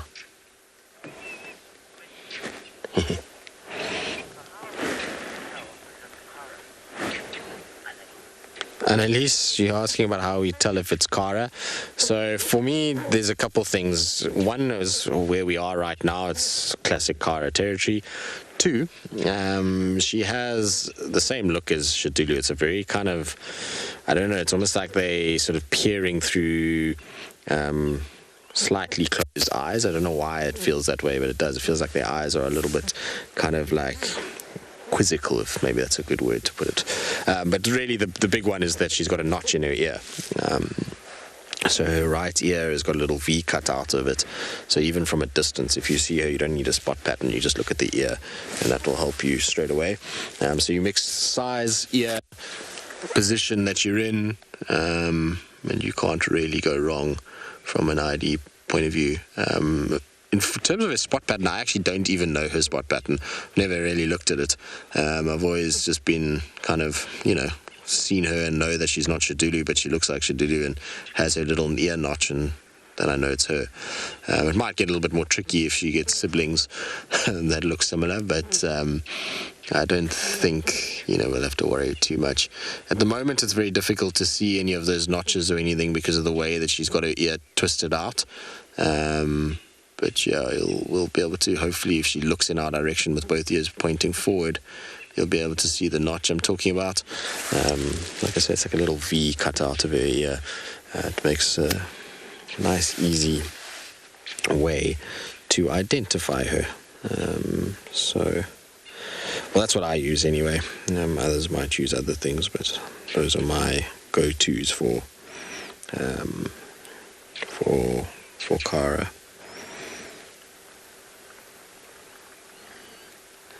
Let me see, I'll check what her spot pattern is. Just need to get to where I have all these IDs.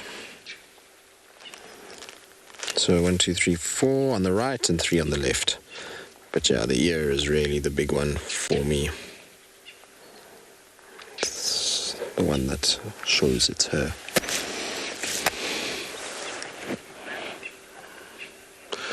Alright, I think what we might do is we'll probably stay here for one more little thing, and then maybe we'll try to see if we can go get the Talamatis. Unfortunately, it sounds like they've gone to Sydney's Dam, and we don't get signal there, so I'm hoping they've moved up the slope a bit, but we'll go there just now, and maybe we can get a view of them too.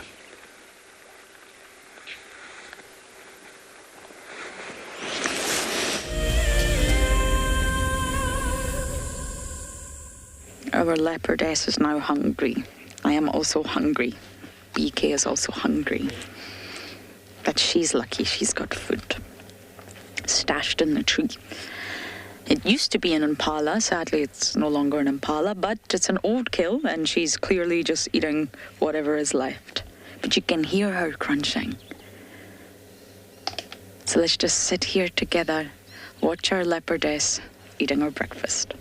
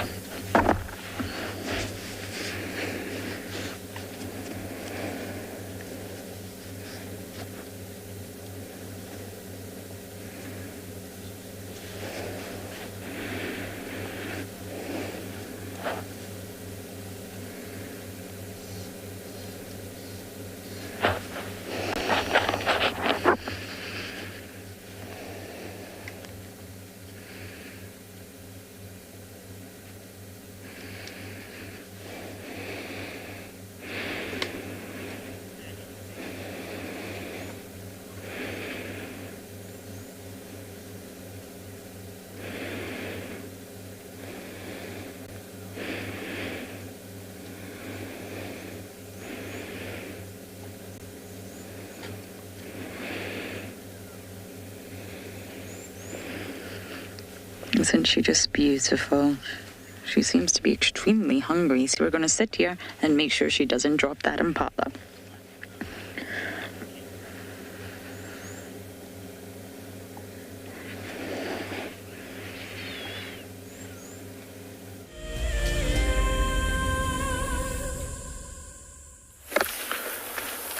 everybody. Well, we've gotten off our rock, a number of rocks.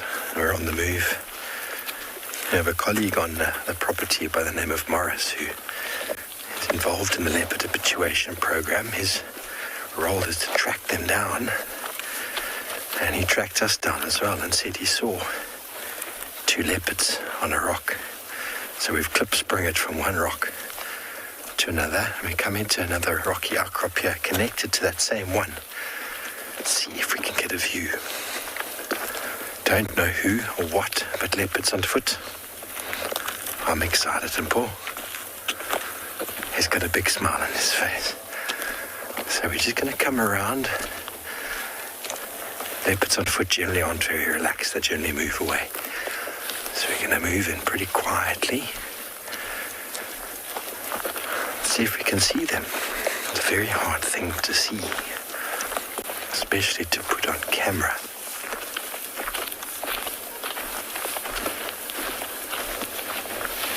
Just me, how we deal with cats on foot is you stand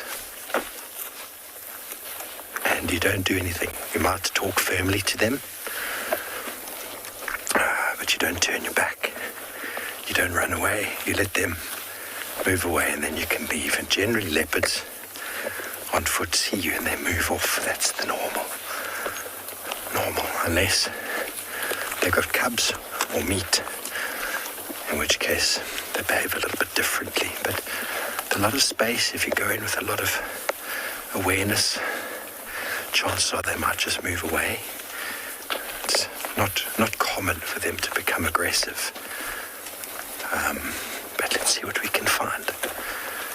Obviously in Djuma, the leopards get tracked every single day, and many of them get seen every single day on foot. They've gotten very relaxed here. Morris has only been here for about 3 months or so, and he's doing very well finding them. Okay, well, it sounds like it's a leopard kind of morning. Hopefully when you come back, we might have some for you as well.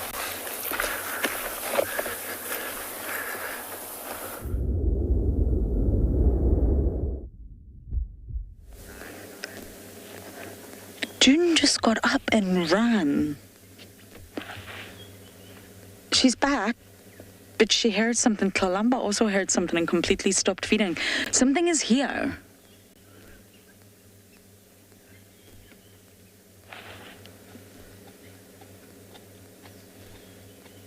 Something gave them both a big fright. June's back and Kalamba started eating again, but something scared them. Now, at the end of the day, June would really only run if she thought another leopard was coming. Or lions. June is she's a sturdy lady. I wonder what startled them. I didn't hear anything. BK didn't hear anything.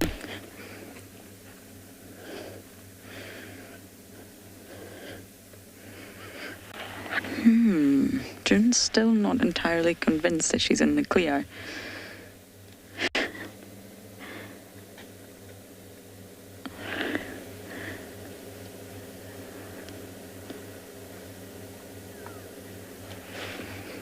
We're definitely going to sit tight here just in case something does appear, or someone does appear, sorry. June wouldn't run from the likes of Swazi.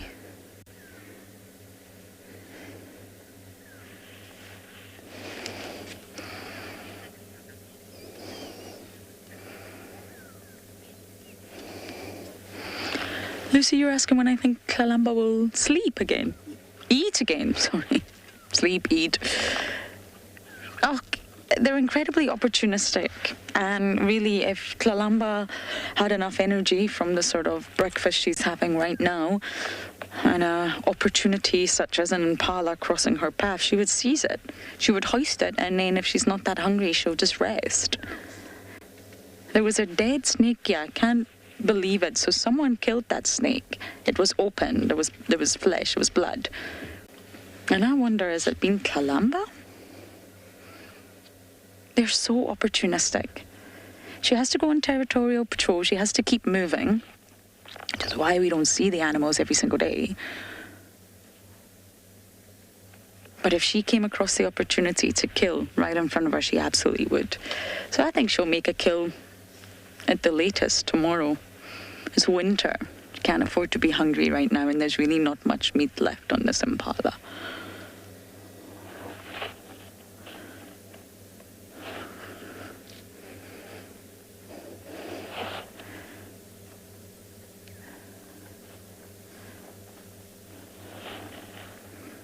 I keep scanning around. I can't possibly think what startled them both.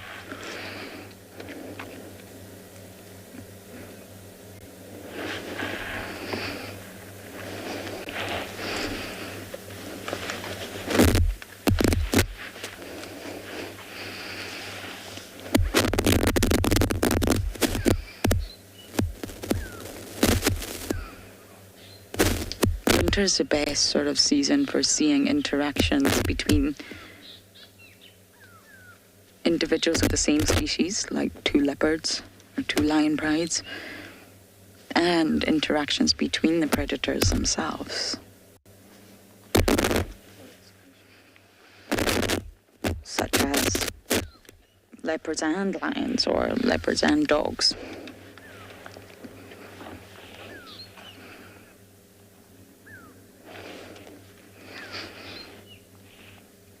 Winter really is the best for game viewing because the bush is so thin, but it's cold. It's cold.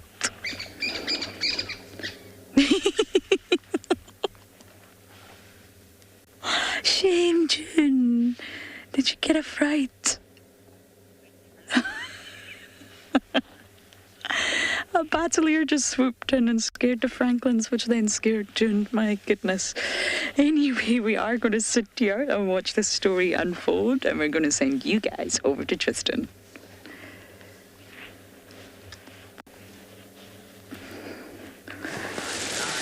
Well, Kara's down the tree and has run. Not run. She got shouted at by monkeys, and then she came down the tree to get away from them and bumped into impalas, and that's just taken her on this massive sort of movement into Djuma. She's far in now. She's probably covered about a good 300 meters into the block, and it's now just set her kill down in here. So I'll just I've parked quite far from her because I just want her to settle down again. She gets a bit funny when all the impalas are shouting at her and the monkeys. We followed from a long way away. Most times she was about 100 meters ahead of us, and luckily because she was carrying the kill, she had a little white tail tip up as the impala shouted and the monkey shouted. So it was actually quite easy to follow her. We didn't have to even see her close. We could just see this little white tip in the distance kind of moving along. Oh, bless you, Cara. And she's now found herself a little place like this, which is perfect because she's got some spindly trees that she can go up to if she really needs to. There's some nice big marulas around. There's all the kind of recipes for her to be able to hoist her kill nicely and not have to worry too much, as well as a nice little thick grassy patch that she can hide in as well. You can still hear the monkey's alarm calling. They'll eventually settle down. I'm sure they just still think they can see her or have the idea of her being in the area. So funny whenever you think, well, maybe we should go and look and carry on and go and see what else, because the visual is quite long distance and not great. Things just happen. That's the thing about being with wildlife. The longer you spend with them, the more likely you're going to get some sort of behavioral aspect. So this morning, even though she was on the mound to start with, she eventually got up the tree, then she fed for a bit, then she's down the tree, then she's carried the kill. And, now she's in a different area altogether, and had we left, finding her again would have been near impossible. She's carried this carcass a long way, and there was no drag mark because she took kind of half the carcass. I think there's still a leg left in the tree that she was in when she came down. Do you see how she's grooming herself? She's just getting rid of all the bits of blood and fur and things that were disturbed during the course of her coming down the tree and dragging this kill along. It's just to try and get that coat into good condition again.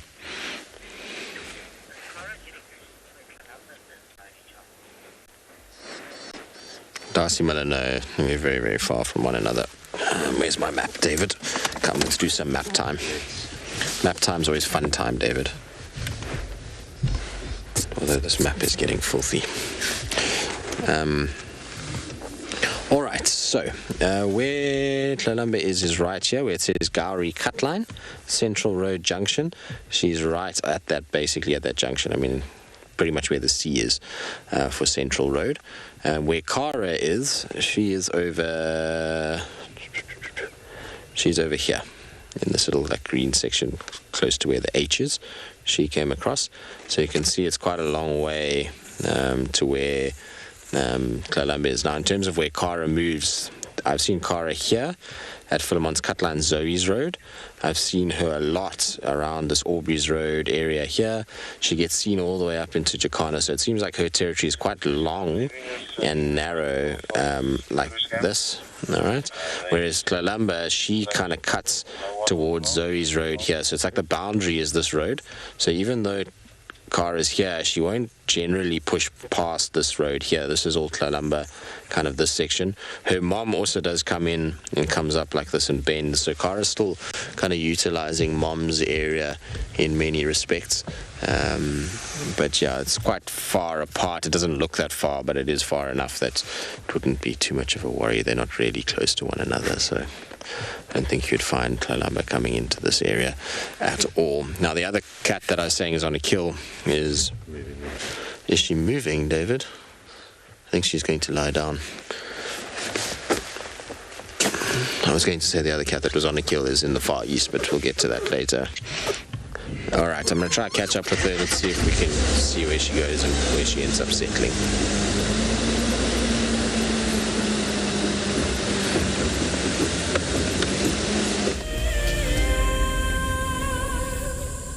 Hi, I'm Dee from the south coast of England. Today I was told I have won the most amazing prize to go to Marataba. Oh, I can't believe it. I became hooked on WildEarth last year when I was trying to escape COVID, and animals are my thing. I just love them and I love what WildEarth does. So that's why I wanted to become an explorer. Just so looking forward to going out to Marataba. Want to do a walking safari. Thank you so much, WildEarth. Sign up to be an explorer today, and it could be you jetting off on an all-expenses-paid-for safari experience. WildEarth Explorers. It's in your nature.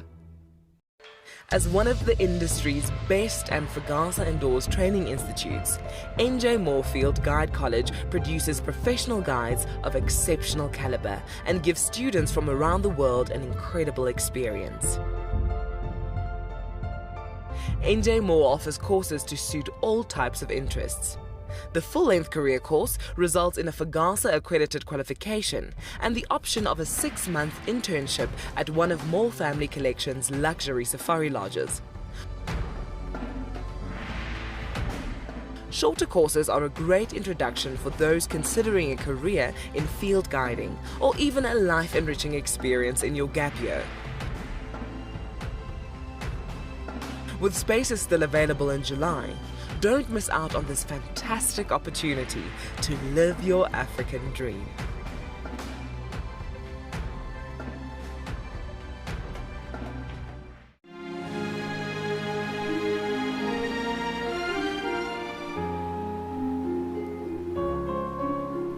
You are cheeky. That was a brave decision. Amber Eyes is... Oh.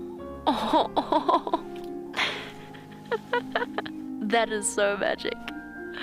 That was absolutely wonderful. Amber Eyes just gave that cub an enormous hug. Expect the unexpected here on WildEarth daily.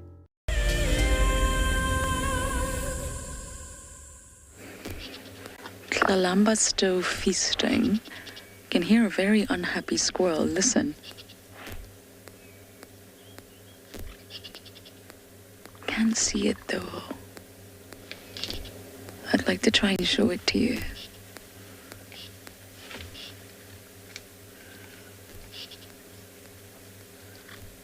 And although we're sitting with Kalamba, there are days on end, if not weeks on end, when we don't see her.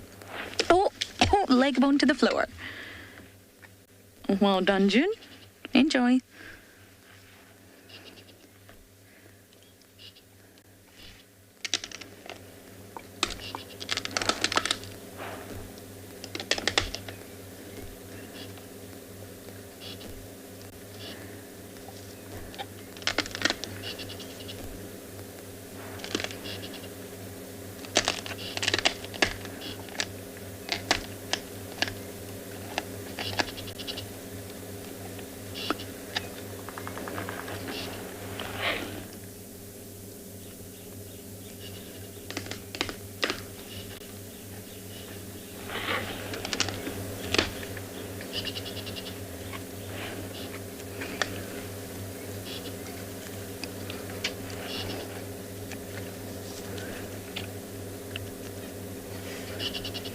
Is that the leg finished? June. My goodness.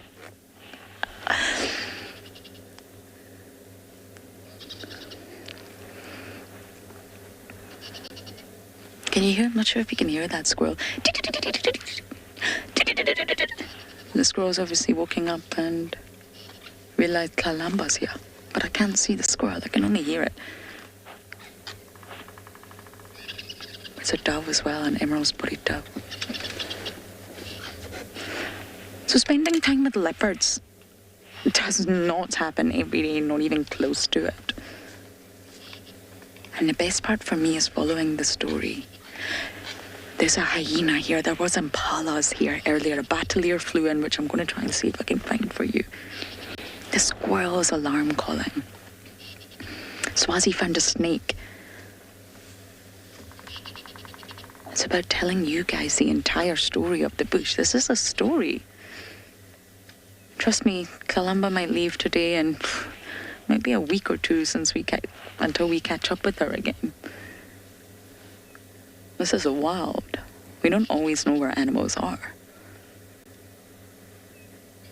BK, I'm not sure if you can see from your angle, but at 9 o'clock over there, there's 2 male Nyalas watching. Can you see them? Can you see them right? Oh, if you got the tree in front of you. I figured that might be the case. Don't worry. I'm going to try and see if the battalier is still here. In just a moment. I have a funny feeling Kalamba's going to drop some more of this. We try and give you as much updates as possible, and we can't give you updates if we don't spend time with the animals.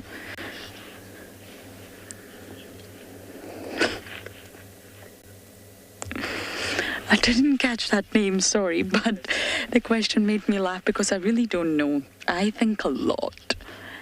I am convinced, and I have no scientific proof of this. No, Kalamba's on the move. That these hyenas do follow specific leopards. I'm convinced of it. I can't prove it, but we had June the other day with Shasha and Kalamba, and now Kalamba's here and June's here again. I don't think it's a coincidence.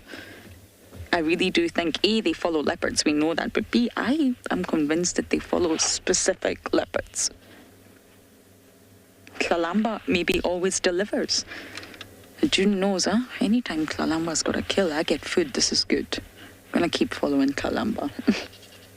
So that's a great question, and I don't have the answer for you, but I think it's a lot. Okay, beaks, I'm gonna reverse. To see what Miss Kalamba's doing. Are you gonna come down when June is there?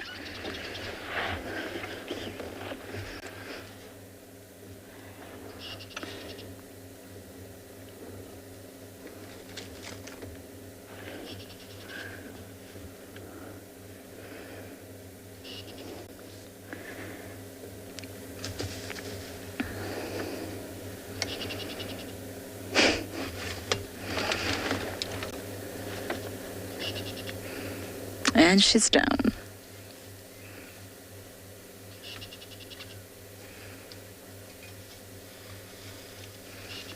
Just want to see where she goes first. We might not follow her.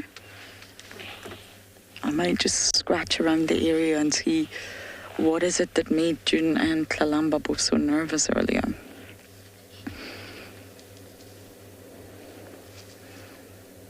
That's what I love about this job, putting the pieces together. This is a story of the bush, how everything interacts, the squirrels, the hyenas,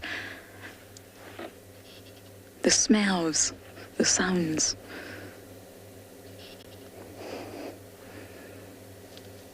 I wonder if Kalamba's done. Wouldn't surprise me. June's trying to figure out how to get up this jackalberry. How do I get up here? Good luck, June.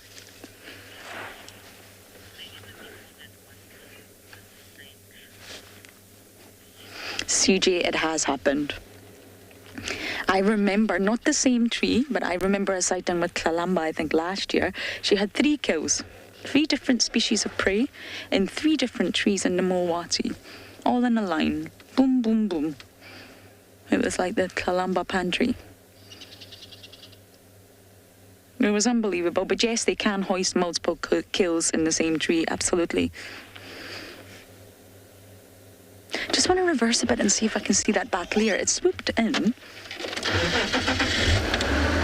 I just don't quite, I thought I knew where it went, but I'm obviously wrong. Ah, there it is, Beaks. My favourite rapture. Hello, battalier. What on earth are you doing here? So when you say the word predator, just remember 3 predators are here. Kalamba, June, and this battalier. Battaliers are also predators. We would just say they're avian predators.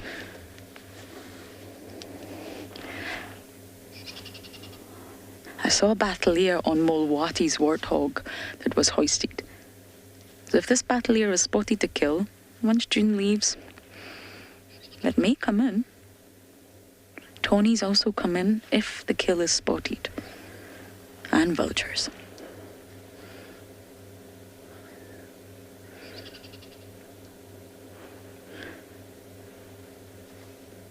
I'm going to make the decision not to follow Kalamba. You can see that she's marched off deeper into the drainage. June's also wandering off. So I think I'm just going to continue to scratch around this area in case there's someone else lurking here. But for now, over to Steve.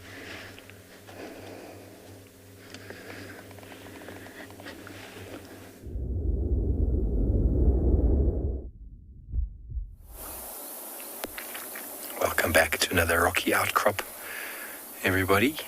We followed up on 2 leopards that were seen here this morning, but they vanished, as they do very well. Leopards are very good at disappearing when they don't want to be seen, but spring is in the air, everybody. I'm very confused about the earliness of spring this year, but this tree next to me is the star chestnut here on this rocky outcrop, and the flowers are out. Quite incredible, actually. The knobthorns are normally the first flowers to sort of come out in spring. And then obviously many other plants. I saw one of our giant raisins yesterday with a flower.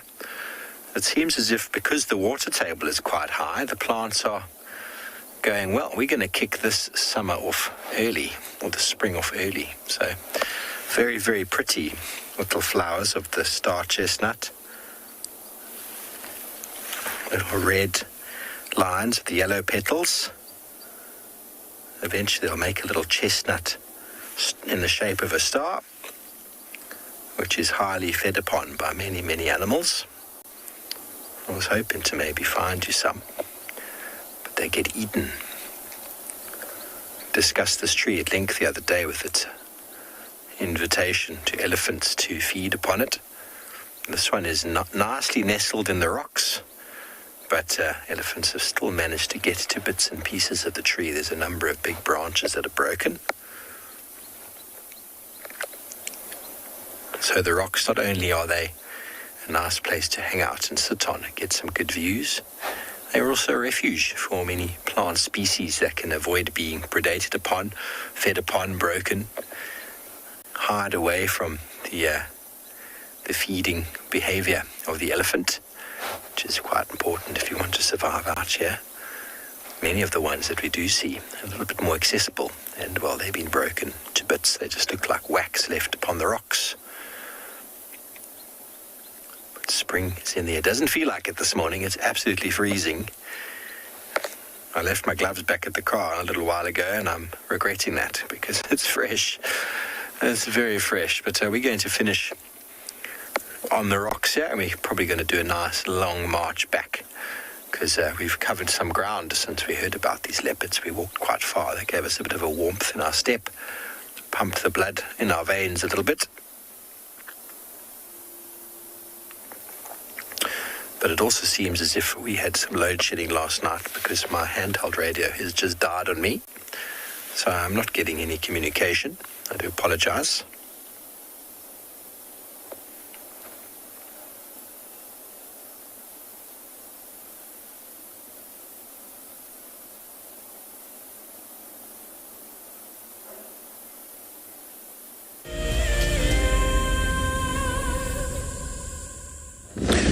We're just bumbling along, trying to see what else there is out here.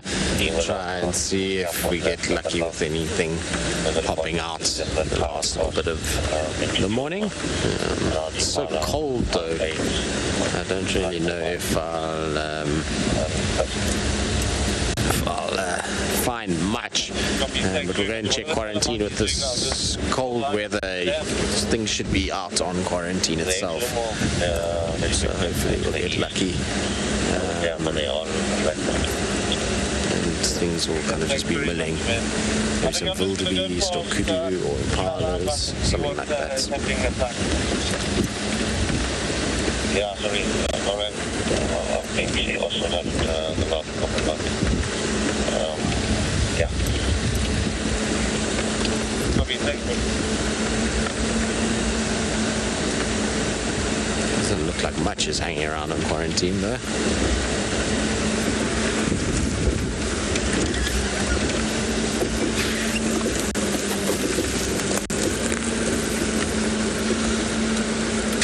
David, a hornbill was murdered here.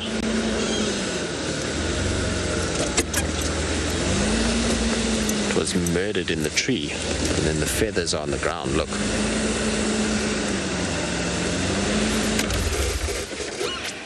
You can see how the feathers have been splayed. Oh, there's the hornbill now. 2 hornbills. Sorry, hornbills. Don't know if maybe it was one of your offspring that was murdered. I'm not sure by what, but the feathers are very spread, so that tells me whatever ate it up in the tree and was plucking it from there and then falling onto the ground all over the place here.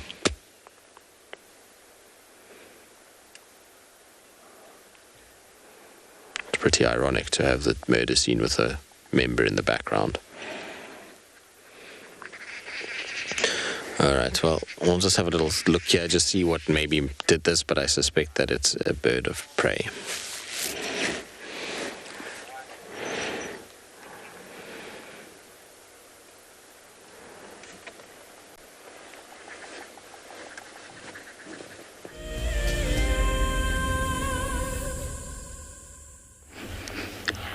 Deja vu?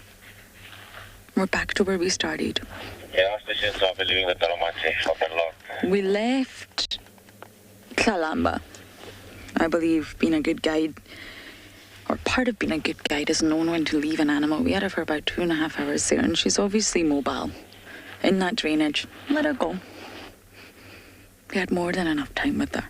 We're back to where we started at Gowrie Dam. All the impala are very relaxed, so there's not an immediate threat around. And the brown-hooded kingfisher is still in the exact same spot. Is this your spot, Mr. Kingfisher? It's a delightful spot. I've not got a pygmy kingfisher live. That's my goal. I've had pied, giant, malachite, brown-hooded, woodland. But sadly, no pygmy. We had a dead one once. Sadly, flew into a window, but I'm determined to get a pygmy at one point live.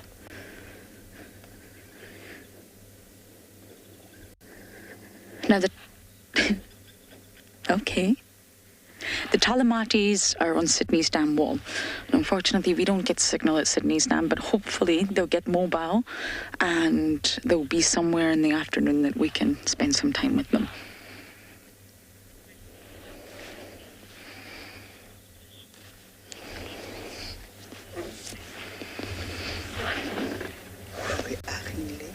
Keachile. I think I'm going to fail on that one, sorry. That's a good question because not all kingfishers eat fish. You would think that they do because of the name, the kingfishers, the king of the fishing. Not true at all. Some kingfishers don't ever eat fish. Now, we regularly see the pied kingfisher hunting, so we see that one. That's definitely a big fan of the fish. But what you're looking at right now is the brown-hooded kingfisher, and they eat mostly insects. So you'll find them in drainage lines and sort of around water bodies, but they're actually after the insects and not the fish. They will eat fish if the opportunity presents itself, but primarily they want the insects. So the name kingfisher is quite misleading, I think. They are great at fishing, the ones that do eat fish, but they don't all eat fish. They're incredible hunters. Small birds, huge beak, out of proportion beak, that they can stab and grab and do all sorts of things with. I really love kingfishers.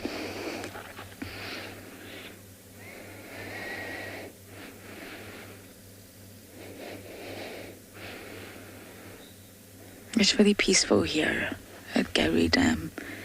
Everything's very still. But I must say the water levels are dropping dramatically. Beaks, if we can just sort of show this dead knobthorn here, this is our marker point, if you like. A few months ago, this entire log part was submerged in summer. That's how high the water level. So the whole log was covered by water, and you can see it's now gone down and down and down and down, and you've got a whole gap. You can see the entire log now. It's still very full for winter, but the water levels are really dropping. There's no rain, there's no influx, there's no sort of water coming in, nothing to build the volume back up again.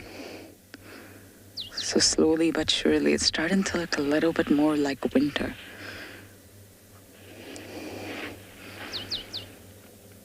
And I know I say this a lot, but when I first came here, this dam was empty. You could walk across it.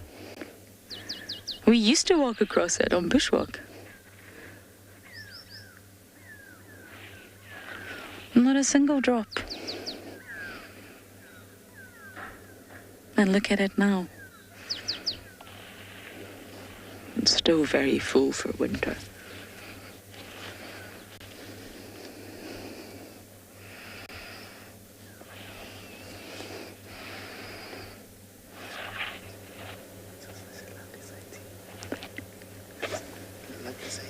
Annette, you're saying this is such a lovely sighting. I know, you got the kingfisher, the hippos in the background wanting some attention. Always. There we go. Just this dam, a lot happens around this dam, even at night time. I'm sure in 2018 this was the last dam to lose water. Twin dams went rapidly, Treehouse, Bovosuk Dam. On Djuma, at least, this was one of the last dams to hold water. I remember having Tingana here, and it was just a puddle. The last bit of water was just a tiny little puddle. And I was looking for Hosanna.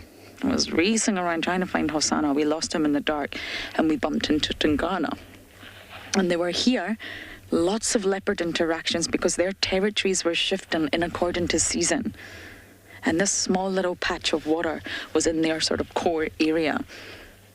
And it was one of the water points for many, many predators. And that's why the interactions became quite intense. Between this tiny little puddle and Galagopan, that was it. was 2018. And then slowly this little puddle dried up. There was only Calico Pan. Okay, we're gonna head to quarantine just to check if there's anything exciting happening up there and say goodbye to Mr. Kingfisher for now.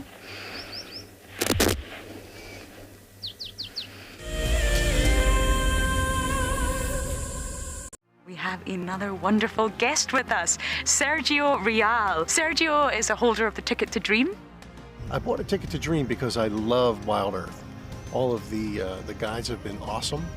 We've been watching for years, and it's a favorite part of my day to get to watch the drives. I look forward to seeing lots of leopards. If you want to go on safari with a WildEarth guide, whilst honing your bush knowledge and of course featuring in one of our shows, then head over to our website. My favorite part of the drive today was definitely an elephant that paid us a visit and came right to our car. Sign up to be a WildEarth explorer and you could be making your first ever on-screen appearance. It's amazing being on a live drive in Djuma. It's just fantastic. The scenery is beautiful and the animals are even better.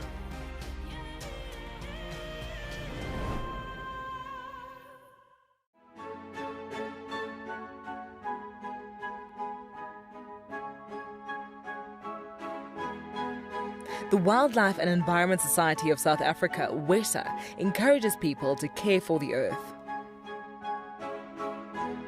Through innovative projects, they aim to reverse the serious issues that we face in the world today.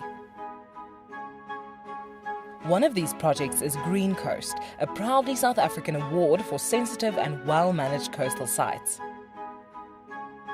This sustainability project protects our national coastlines while providing unemployed youth with a love for their environment and a hope for the future.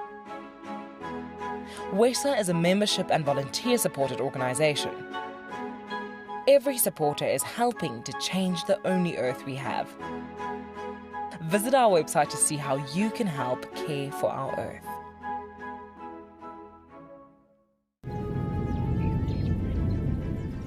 Oh, it's going to be in trouble now.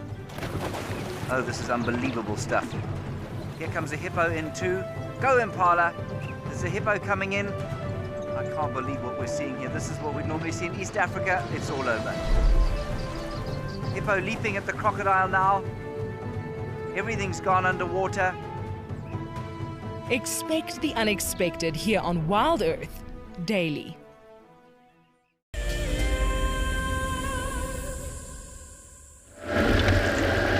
We're on quarantine, just in case. Quarantine's a very productive area out here. I can see all the Talamati tracks from last night, so when we lost them, I don't know where they went, but they ended up on quarantine. They've gone west all the way up Rotella Access, and they've ended up at Sydney's Dam, which is usual for the Talamatis. But I can see all their tracks, so they popped out somewhere on quarantine. And that was one of the most important things Herbie taught me. You've all heard us talk about Herbie when I first came here. Lauren, don't just come out and see the bush. Ah, this is quarantine, there's nothing here. He's like, read it.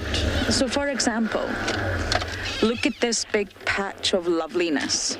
Now, this is just an example. You can see it. I'm going to jump off the car. Now, you can't see any elephant tracks, I'm afraid, because a lot of vehicles came this way. But if you're looking for elephants for your guests, or that's what you want to talk about, look here. This is elephant urine, and yes, I am going to do this. This is still wet. You can see it's wet, but it's very, very wet. Obviously. Lovely. You can see this dung. It's still extremely moist. So if you're looking for elephants, you know this has happened fairly recently. There's your first clue. So then you're going to look around and try and find the tracks. Now, unfortunately, too many vehicles have driven.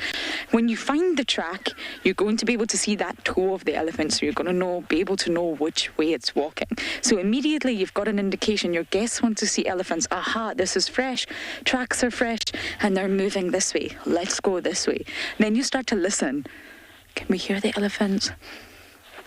Can we hear them cracking the branches? Now, this is just an example of what Herbie taught me. Read the bush. Don't just come here and say, that's dung. It's not just dung, that's fresh dung from an elephant that's recently done that. Tracks. Where are the animals moving?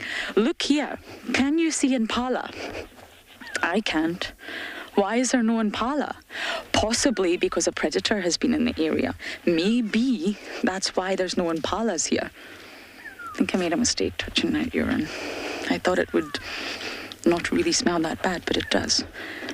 And that's the most amazing thing, and that's the hardest sort of lesson out here. Don't just see that there's nothing. There's a reason that there's nothing. There's a reason we're not seeing the impala. Maybe something has scared them. Maybe they've moved to the west because there's been a threat in the east. And that's what you've got to do when you first come out.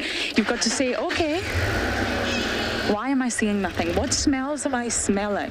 Just try and stop and think, do I smell dogs? Do I smell scat? Do I smell a kill? Okay, I smell nothing. What do I hear? Do I hear anything happening around me? Reading the bush is a lifelong lesson. And I'm nowhere near the likes of Herbie's level. But that was what he first taught me. Don't come out and think, oh, there's nothing. There's no animals here. Read what the bush is telling you. Look at the tracks. They're giving you, there's the Talamati tracks. They're giving you all the answers. The trees are giving you the answers. The sand is giving you the answers. The birds are giving you the answers. And that's the most important lesson to this day that I think I've learned out here. Even the insects, when it's summer, they're giving you the answer. You've just got to be able to read it. So when you come out and think there's nothing, it's not that there's nothing. There's a reason there's nothing.